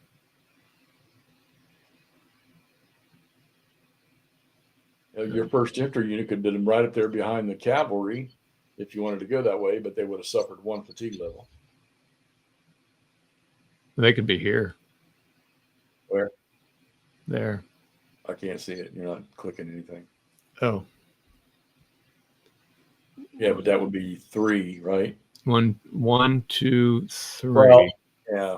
I mean, 1, 2, 3. well, hold on. Now you got to remember now you're coming in column as reinforcements, so everybody's a movement point behind. What do you mean? So your cavalry, first guy came on as he would have burned his first movement point or half. Then the cavalry, the second one would have burned a full movement point, already lost. And then the infantry coming on behind him would have been a movement point and a half, lost from their first move. So so that infantry would have come in. The first infantry would have come in. He would have gone 2, 3, and then 1, 2, 3. So he would have been here then. Okay, so his extended march would be here. Extended column, sorry. Yeah. And is that the right order? The direction it would be? Facing a hex side. No, he would turn. Where's the unit in front of him? He's on the road facing to the. Facing his unit? Yeah. Oh, boy, yeah. I don't like that. Yeah, so that's going to change where my leaders go, too. So I'm going to move them over here. Well, now, if you kept those guys going straight down the road. Oh. They could get to that point, at least, where that 7th. Move all your infantry off the road. Get them, just pull them back out of the way. That's what I'm doing.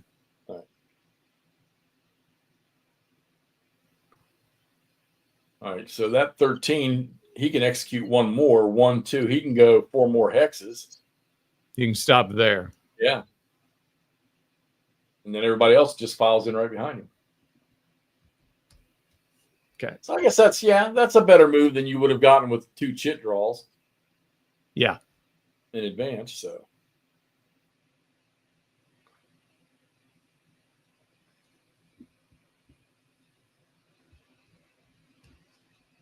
In Nord, I start with the starter kits regardless.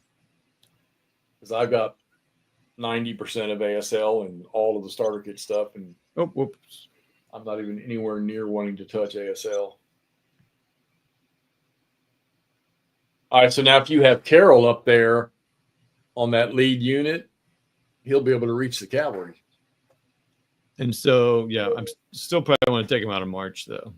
Okay. Oh, boy, that's a mess. All right, that's cool. I'm glad we got that. Now save it. Look, I caught that mistake. Look at that. Look at me. Yeah. All right, let's advance the time to 8. And now you roll for rain. Okay. Let me move my. All right. Let me roly-poly. And I rolled a 6. Wonderful. So that's halved or no? Still rain. Oh, you don't know. It's not halved for. Is it halved for the rain? Here, it's not halved for its actual number. Let's just look at the. I never read it. Yeah, why don't you read? Because I've read it like 3 times and it's giving me a headache. Giving me a headache. Okay. 16.3. M16.3.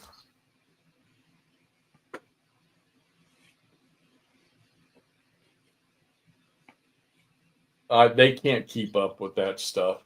ASL. That shit, once they freaking do the pre-order, I can't be more than a month or 2 after the pre-orders have been shipped that they've sold out everything. ASL is just massively popular. I played that one scenario with the Japanese, and very, very extremely veteran players were like, what were you thinking? Night, Chris Nanguaya.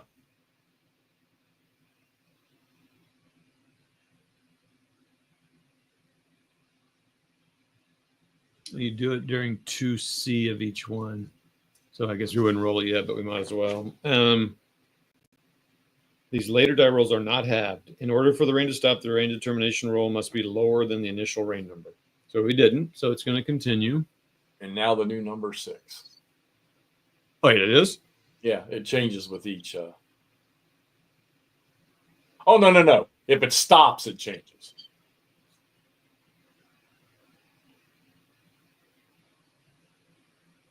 You keep reading. You let me know. Personally, they could have just, he could have just, you know what? Why didn't you just put well, how come he didn't put the historical? Maybe they didn't exactly know.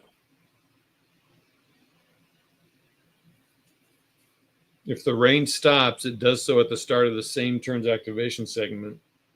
And that turn's rain determination number becomes a new current rain number. Well, Casca, I got my new map, my replacement map already. Because they sent me the game.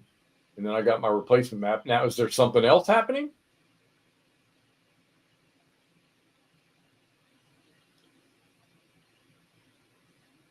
Because I put the replacement map in the box yesterday.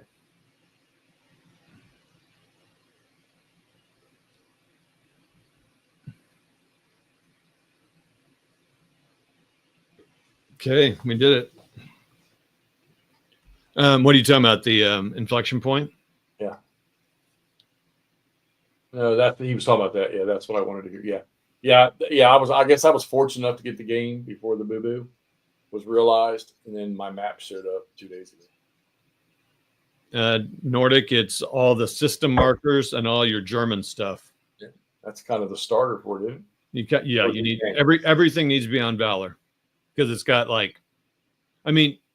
Croix de Guerre is going to have some stuff, but it's not going to have all the stuff you need, especially the system markers. Casca, I ordered the BCS game and the Wilderness Civil War game the very night they put them up for pre-order. Yeah, Danny got it. I don't. That's interesting, Danny. I don't know if you need Yanks or not. I can't really reach my box, but yeah, I don't know. I'm hearing an inflection point might be a good starter for people for BCS. Oh, Casca, I can't remember. That's been a while. I mean, not extremely long. And MP's usually not one to mess around, but.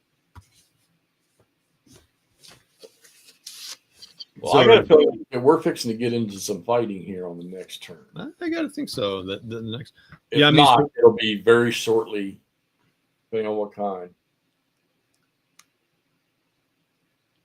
It'll be very soon, depending on how many activations we get next turn. I think for me, I'm not making it to that unconditional surrender thing or whatever.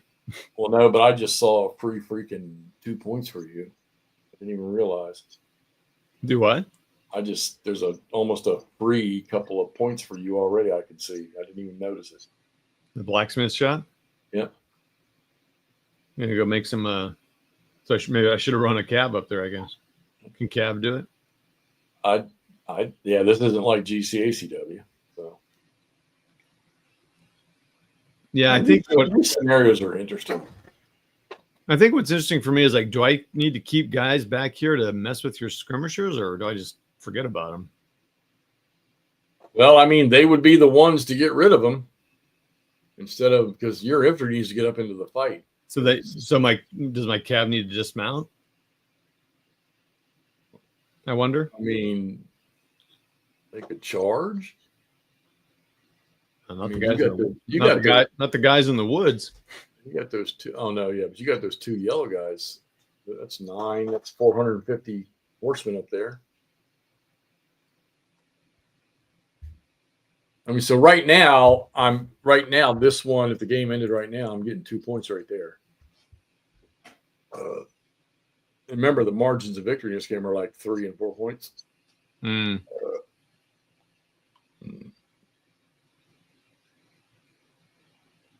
Any suggestions? You ordered Swords and Bayonets. Any suggestions on what to get for GBACW? You mean other games, Doug? Best box ever made for money, if you can find it now, is Death Valley, which you can find it because a lot of people are scared of this system. I think the best laid out game in the system with really no flaws, in my opinion, is Into the Woods, which is Shiloh. Messy. Isn't that kind of messy, though? It is, because, I mean, it's a wooded fight. But it's not going to be nothing like stepping in hell. Death Valley with its expansion, if you can find that, that is, in my opinion, there's not another game ever been made with that kind of value in one box. Yeah, it's got a lot. I think Jeff, that's really the first one I want to play after we get out of this box. Because so we can play Kernstown or Winchester. I'm thinking Kernstown first. It seems like a little smaller one. Winchester, the third Winchester is humongous. Yeah. I mean, there's no rules in this game that this system's completely soloable. Completely. Oh, I think so. The only surprise is the efficiency things, which is kind of a thing for sure. Like, I don't know if you're going to go once or 3 times or right, but I don't, because the shit pull, and yeah, I think this is like super soloable. I mean, the only thing is you may not, just like, super soloable. Because even with your best laid plans, you get the chip pulls wrong. You can't change your orders. There's too much chaos in here to, like, now I'm sure, and Jeff's seen them, and some of you guys have too, really good players probably consistently win because they know how to work through all the challenges. But for me, it's going to be a million years before I figure out how to work. I mean, I'm like sitting here going right now, all right, do I move those guys? You know, when do you, I don't know, how do you approach battle? Like, you know, when do I start? Yeah.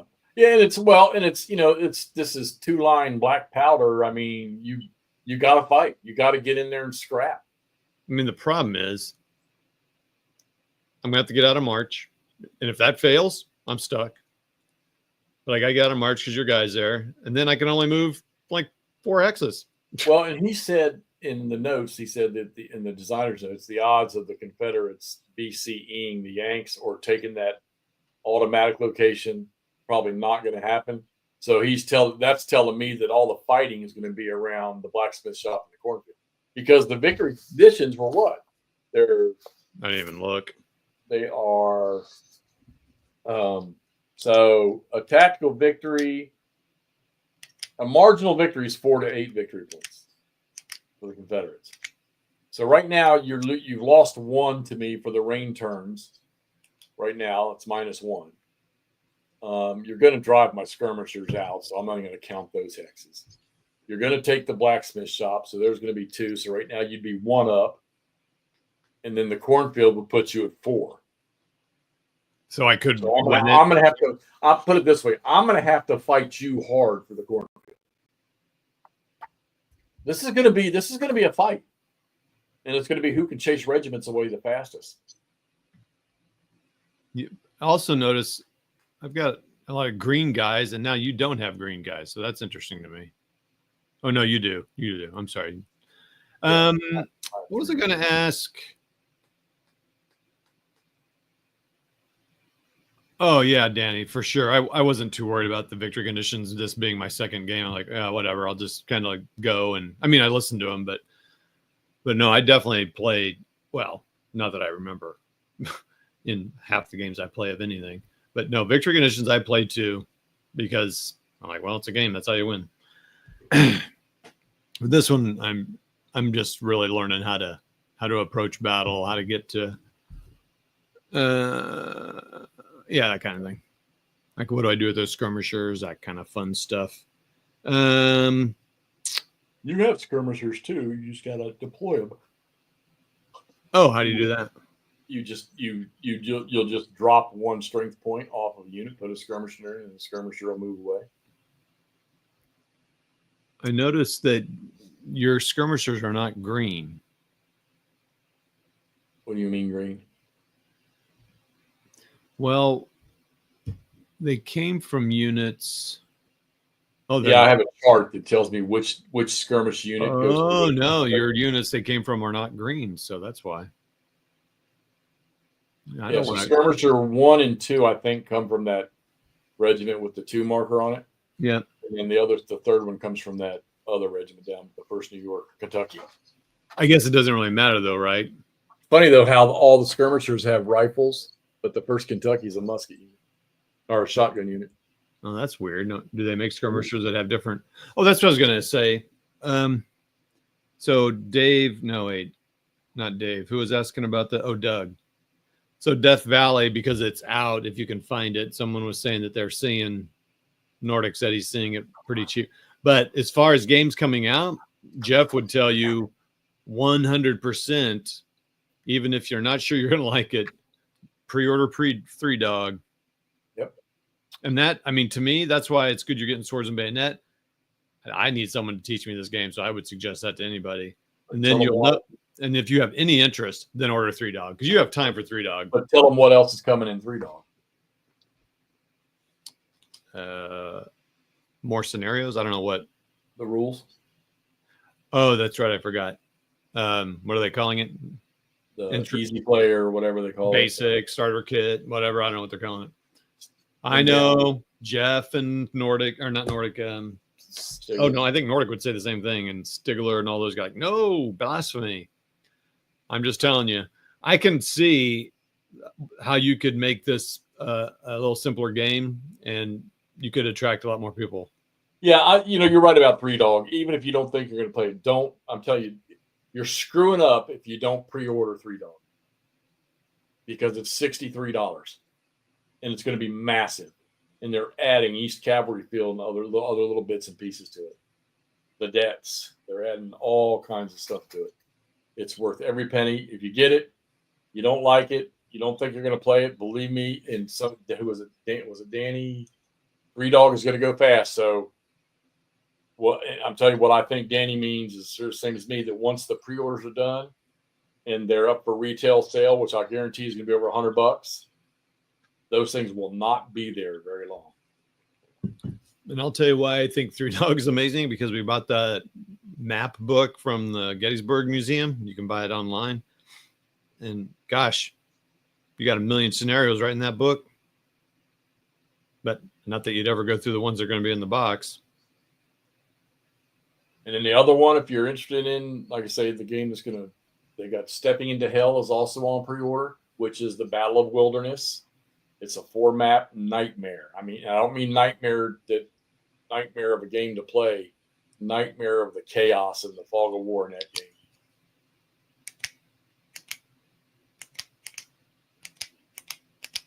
Wait a minute, you got your Three Dog already? No. I don't think that's what he... Don't be messing with me, Danny.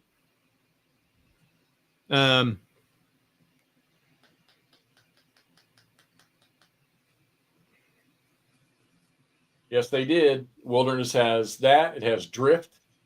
God, got news for you.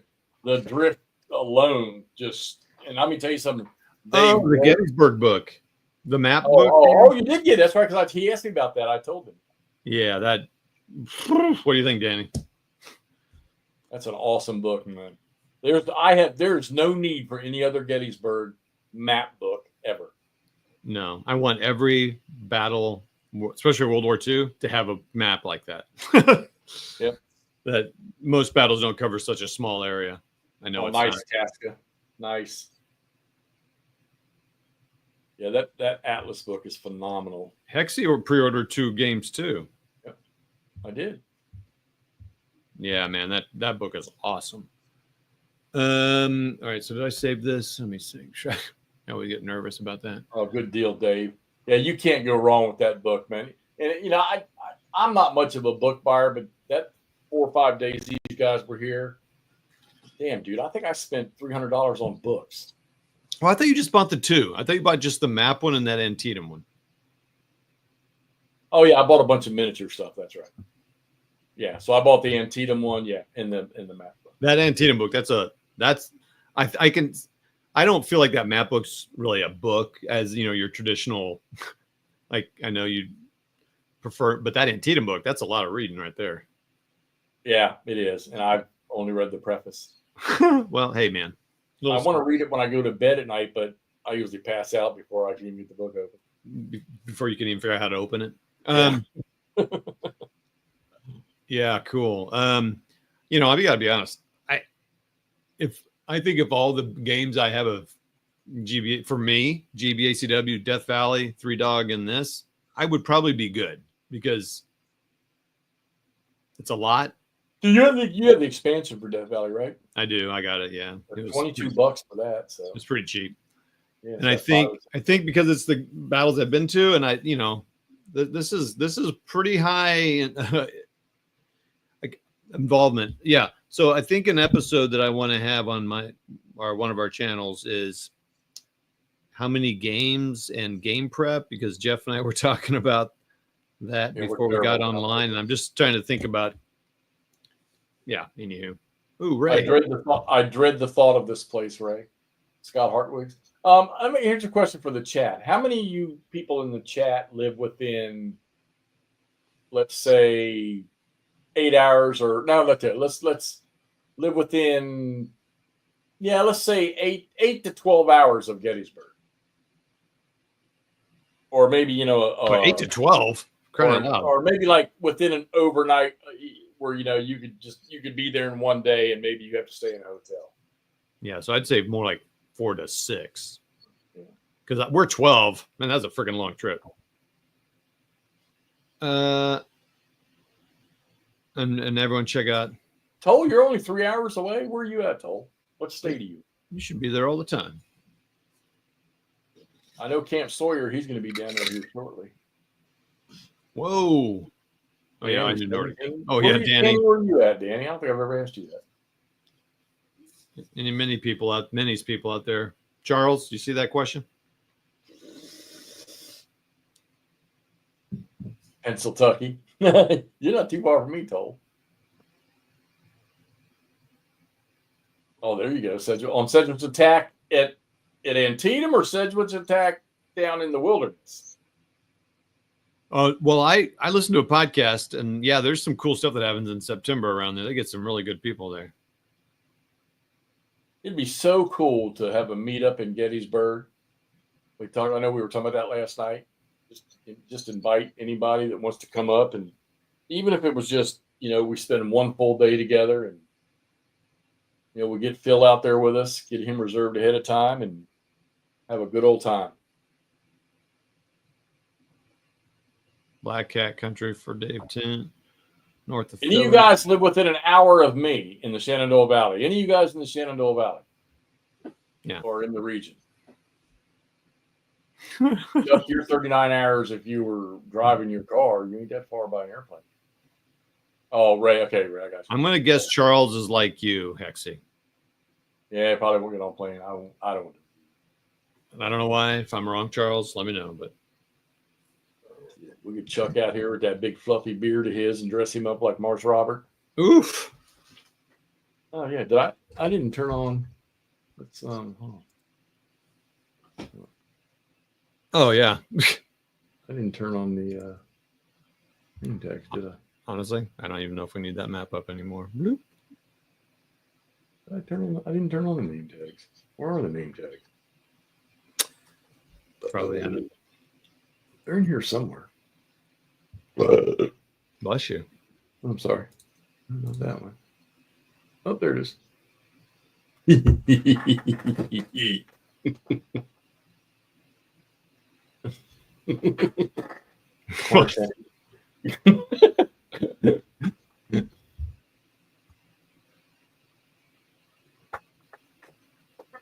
Yeah, I'm the same way, Chuck. Oh, dude. See, I live in Falling Waters. Are you in Williamsport?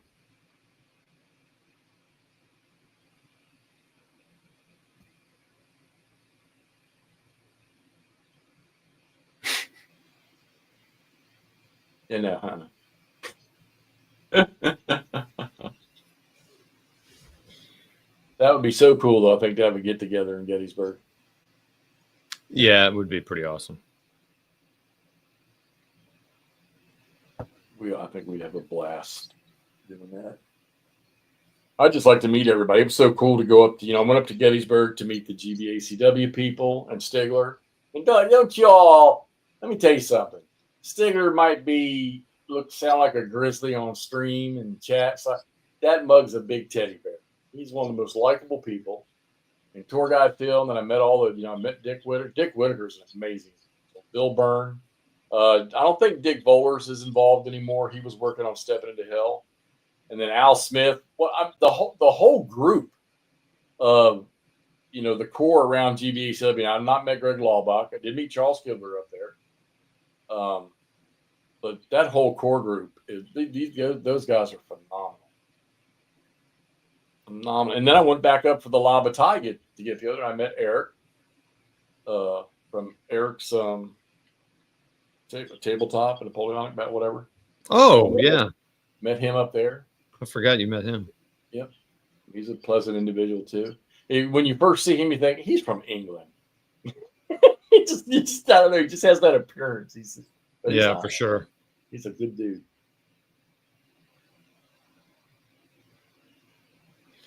Wait, what are these comments? I kind of got away from the comments. Yep. You're like Jeff. Jeff. I'm Jeff. Yep, not gonna happen. No desire. I know one thing. I'm gonna order 2 more sets of 3.0 clippers. Do not buy the big plastic. Yeah, I could probably stand to have another 2, or I kind of defaulted. You've defaulted on 3s, I think, right? I've defaulted on 2. Yeah. Oh, Doug, that's not too bad. Fayetteville. Yeah. Yeah, Ray, I've seen some of his basically he'll post some stuff on Facebook every now and then with the kids he teaches.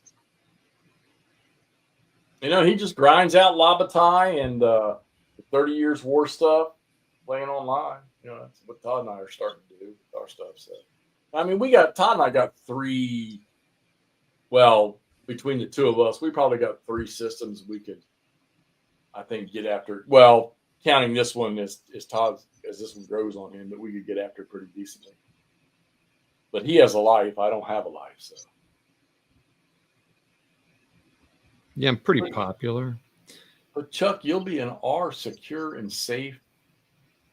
So, hey, Vassel comments. We need to let him know that Zolifer is not on the map in the scenario. Not that it's a big deal, but if he wants to have everything on board, right? Yeah. Oh, yeah. I'm going to say it again for those of you who don't know. This is not the Stigler GBACW or by Swords and Bayonets Vassal mod. This is the one that Ross McCord did. I'm surprised he's not on here. He might be good. I have Prussia's Glory. I need Prussia's Glory too. Old Doug Gearhart sent me GMT's Borodino. It arrived the other day, and I was out there clipping some of it tonight, and it looks, the counters and everything look exactly like GBACW. But the system's not played like GG. Which one? Borodino from GMT, older game. Old when GMT's counters were like rather thin, not completely thin, but thin. Now, we'll say y'all this, those of y'all that are, if you're just starting to get into GBACW, and I don't believe you're going to hear these words coming out of my mouth, but if you have the ability, it is nice to lay those maps out and put those counters on and look at them. But what you run into with the GBACW is you can get some informational stacks that are massive. And when you're in there, you're fighting 2-line black powder. Everything's all right on top of each other. You just start knocking stuff over. So, if you have the ability or you have the patience to play it on Vassal, I recommend it. God, I can't believe I said that. I don't believe I said it. You have, Ray, you have Prussia's Glory too?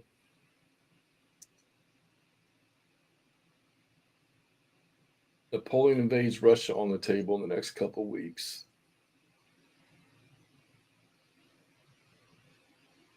Man, I was playing good golf today. I was 3 under through 12, and then I just got freaking tired, and it turned to crap. Yeah, but it's you gotta. I think the hardest thing to track in this game is activations when guys are losing an activation like we've had in this one. Stigler came up with the skipped activation things, but if you put it on paper, you can, but it's hard to look over at a paper sheet of pencil scripts. So Saints in Armor. I don't even think I know what that is.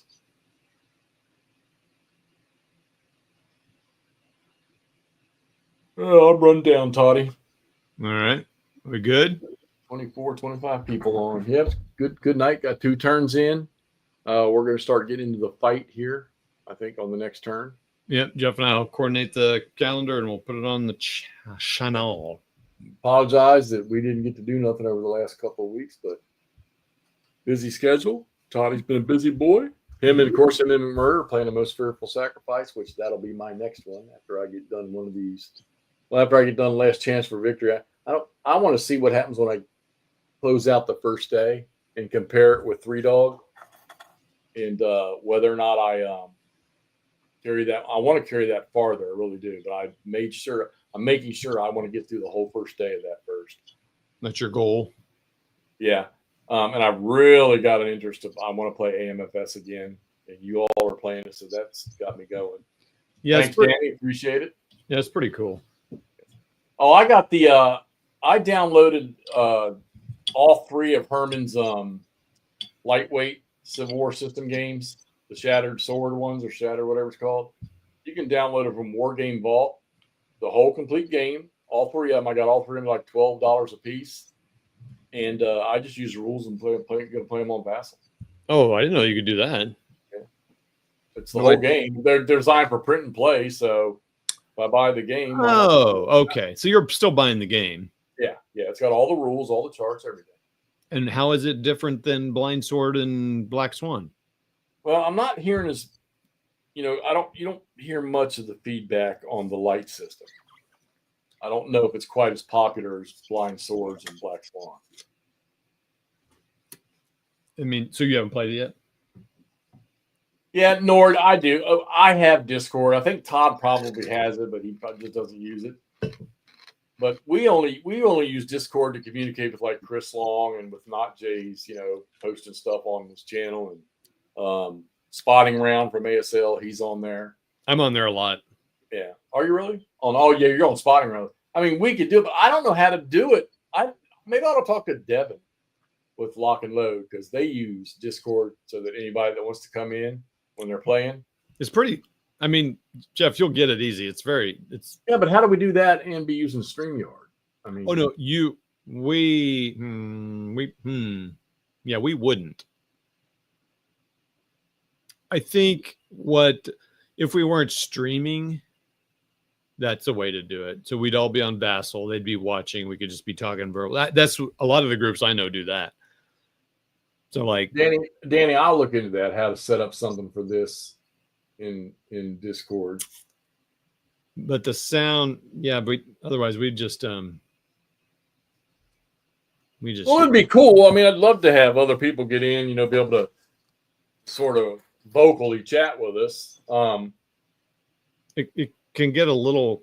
That would be my concern. Let me ask you all this. What if, so StreamYard is just a browser link.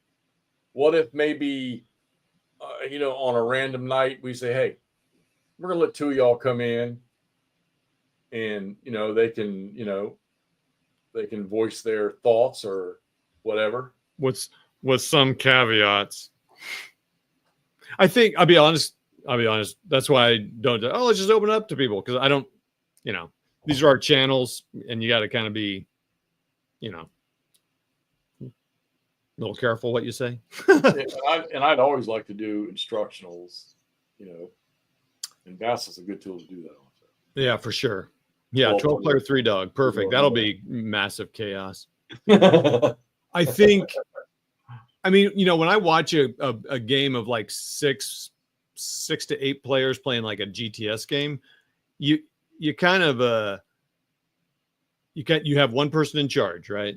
So Todd's going to be in charge. I'm kind of the game master. I may even be playing, but I'm kind of and then I say, all right, Hexy, we got your counter, you're going. And then it's pretty much your floor to talk and to do stuff. You know what I mean? Yep. Because if you have 8 people just kind of like, hey, well, what? Because the cool thing, I think in Discord, you can do this. You can create rooms. So you can drop them down into different, yeah, like, hey, the Germans want to, Hexy, while you're moving, we're going to go down here and kind of talk about some stuff. Okay, cool. Yeah, there's some ways you can control the chaos on Discord. Can't do that in StreamYard. But really, yeah, you can't have rooms. That's interesting, though, how you could mix the two. I mean, maybe you don't broadcast the game. I don't know.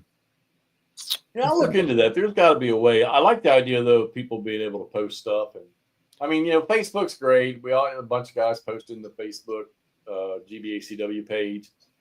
But I could see how a Discord channel could really get a lot of stuff on it and be useful. I like the boxes I printed. I put them in the GBACW Facebook page in the file section. But unless, a lot of people probably don't know to look at that file section to see that there's stuff up, and there's all kinds of stuff. And I think some of the brigade activation charts that the guys have done, and I've seen like 4 different versions of those things. I sent you the ones that Dick created, which I think are the best ones. But Tom Fernbacker had done one for all the games up through Death Valley, where it had all the brigades listed on the documents already, which was really cool. Nothing real fancy about it, but it worked. Yeah, I don't know. It's not a bad idea. I mean, I still get on and check Naches every now and then. Chris Long and I, Wags, we communicate through it a lot. That's how he's doing that M3 half track for me. So I think he's just about got that done. I need to go check and see if that's on there. I don't know what I want to play golf tomorrow or not. I did all the handicaps tonight. You got a beautiful day. It sounds like we're going to be getting rain next couple of days, so you might want to get out there. Yeah, I had a bunch of meetings this week at work. I had a meeting on Thursday, I had a meeting on Friday, and I've got a deadline to get some stuff done. So I got that in the back of my head. Did McMurray get his printer today, do you know? Or yesterday? He got it yesterday, but late in the day, like 5 o'clock, and he was coming over here at 6. So did he work today, or did he play with the printer all day? He was at a camp today. Oh. It's kind of his summer routine in June, July. I think that stuff starts ending soon because the kids are going back to school and all that. Or right. That's a 3D figure I printed on a filament printer. Generic. What game am I in now? I think I'm a big 8.5 millimeter gamer. I need him to print off me a bunch of Army guys at 9.5. We're going 8.5 now. 10 was a little too much. 6 a little too little. I'm going to probably be 9.25 by the end of the week. Okay. And well, wait a minute. You got to get a bunch of 8.5 stuff to sell first. Oh yeah, printed up, half painted, primed but not painted, and then yep. Like he printed all that 6 mil for me, and I bailed on him. I got a pretty good amount of 6 mil stuff here. You got a lot of good 6 mil. I'm getting there. I'm getting a lot of my American stuff done. Oh yeah, let me ask you, how big is the? Look, we are way off topic here. So, how big is the? How big are your 6 mil guys? Are they really 6 mil, or are they kind of a chunky 7 or 8? 6 mil for their eyeballs. Oh, okay, so they're whatever. Which is how they say they measure them. 15 mils are measured to their eyeball. Yeah, I know. Do you have one you could show us, or no? Is it too far away? I don't have any figures out.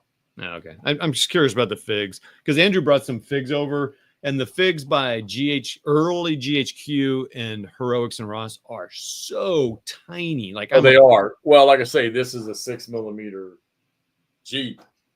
That I'm fine with because I can see that's a Jeep, but well, and you figure the troops are about, I mean, you can tell that they're soldiers. Yeah, and they're easy to paint. You're not going to get a bunch of detail on them, but still. I don't think my lights are bright enough to show you what he brought over because he brought some over so I could kind of mess around with rapid fire. But I'm like, damn, this is why I got out of 6 mil. I love 6 mil. I love GHQ, but it is so freaking tiny. Like I say, I bought all the joiner die packages from 3D Breed. Well, not all of them yet. I got a couple more to get, but I just scale them down. I think from 15 to 6. Is it 42.85% or something like that? and they seem to do pretty good. So, yeah, that's about, yeah. There you go. That's about what mine look like. But my storage box is phenomenal. No, your storage boxes are awesome. Yeah, that's it. Well, I got it here. I got a half track right here. There's a half track, about the same size as your truck there almost. Yeah. So, I got all those ACW 15 mils over there on stands. I put them on stands, and I'm probably not even going to touch it. Andrew's going to be very mad that we talked about. And he wasn't here. And them tires aren't painted. When you look at it like that, it's like, they're not that small. Boy, that looks pretty good, dude. That camera shot. Right. But that looks great. They do not look like anything like that when I'm looking at them in with my eyeballs. They look like, Sure. Oh, boy, that's scary. Sorry, everybody. Boy, that looks really cool. Anyway, let's get off that view. That's making me sad. Well, anyhow, great stream tonight. All y'all for coming on here and hanging out so long. And hopefully, it'd be nice if we could do something regular, but, life happens. That's the way it is. I want to start doing some stuff myself now that Todd and I have worked out this streaming process. Yeah. So I feel like an idiot that we didn't fucking identify this earlier. I really do. Just really feel shitty about that. Yeah. So basically, what's happening, everybody, is we're basically sharing channels, but we don't have to broadcast on each other's channels, but we can. Like Jeff doesn't even have to be on. I can, if we're going to do AMFS and he's golfing or something, I can post on his channel and it'll go on his channel. Now we're trusting each other. Well, that's a mistake. What he's thinking. You might see some of Hexy golf videos on there on Todd's channel. Yikes. But anyway, so we kind of figured that out. So it makes it easy. So I don't know if Jeff is getting on there to talk about something. He could post it on my channel if he wanted. It'd be great for me. Yeah. But yeah, it's a no-brainer now. Nobody, either one of us can set up the streams to go to any of the channels, mine or yours. So, all right, gang, gonna kill it. We're out. Yep. Appreciate y'all. We'll put it up. You'll get notification if you subscribe or whatever to see when we're going to do it again next. Hopefully it'll be soon. And we'll talk to you all later. See you. Bye.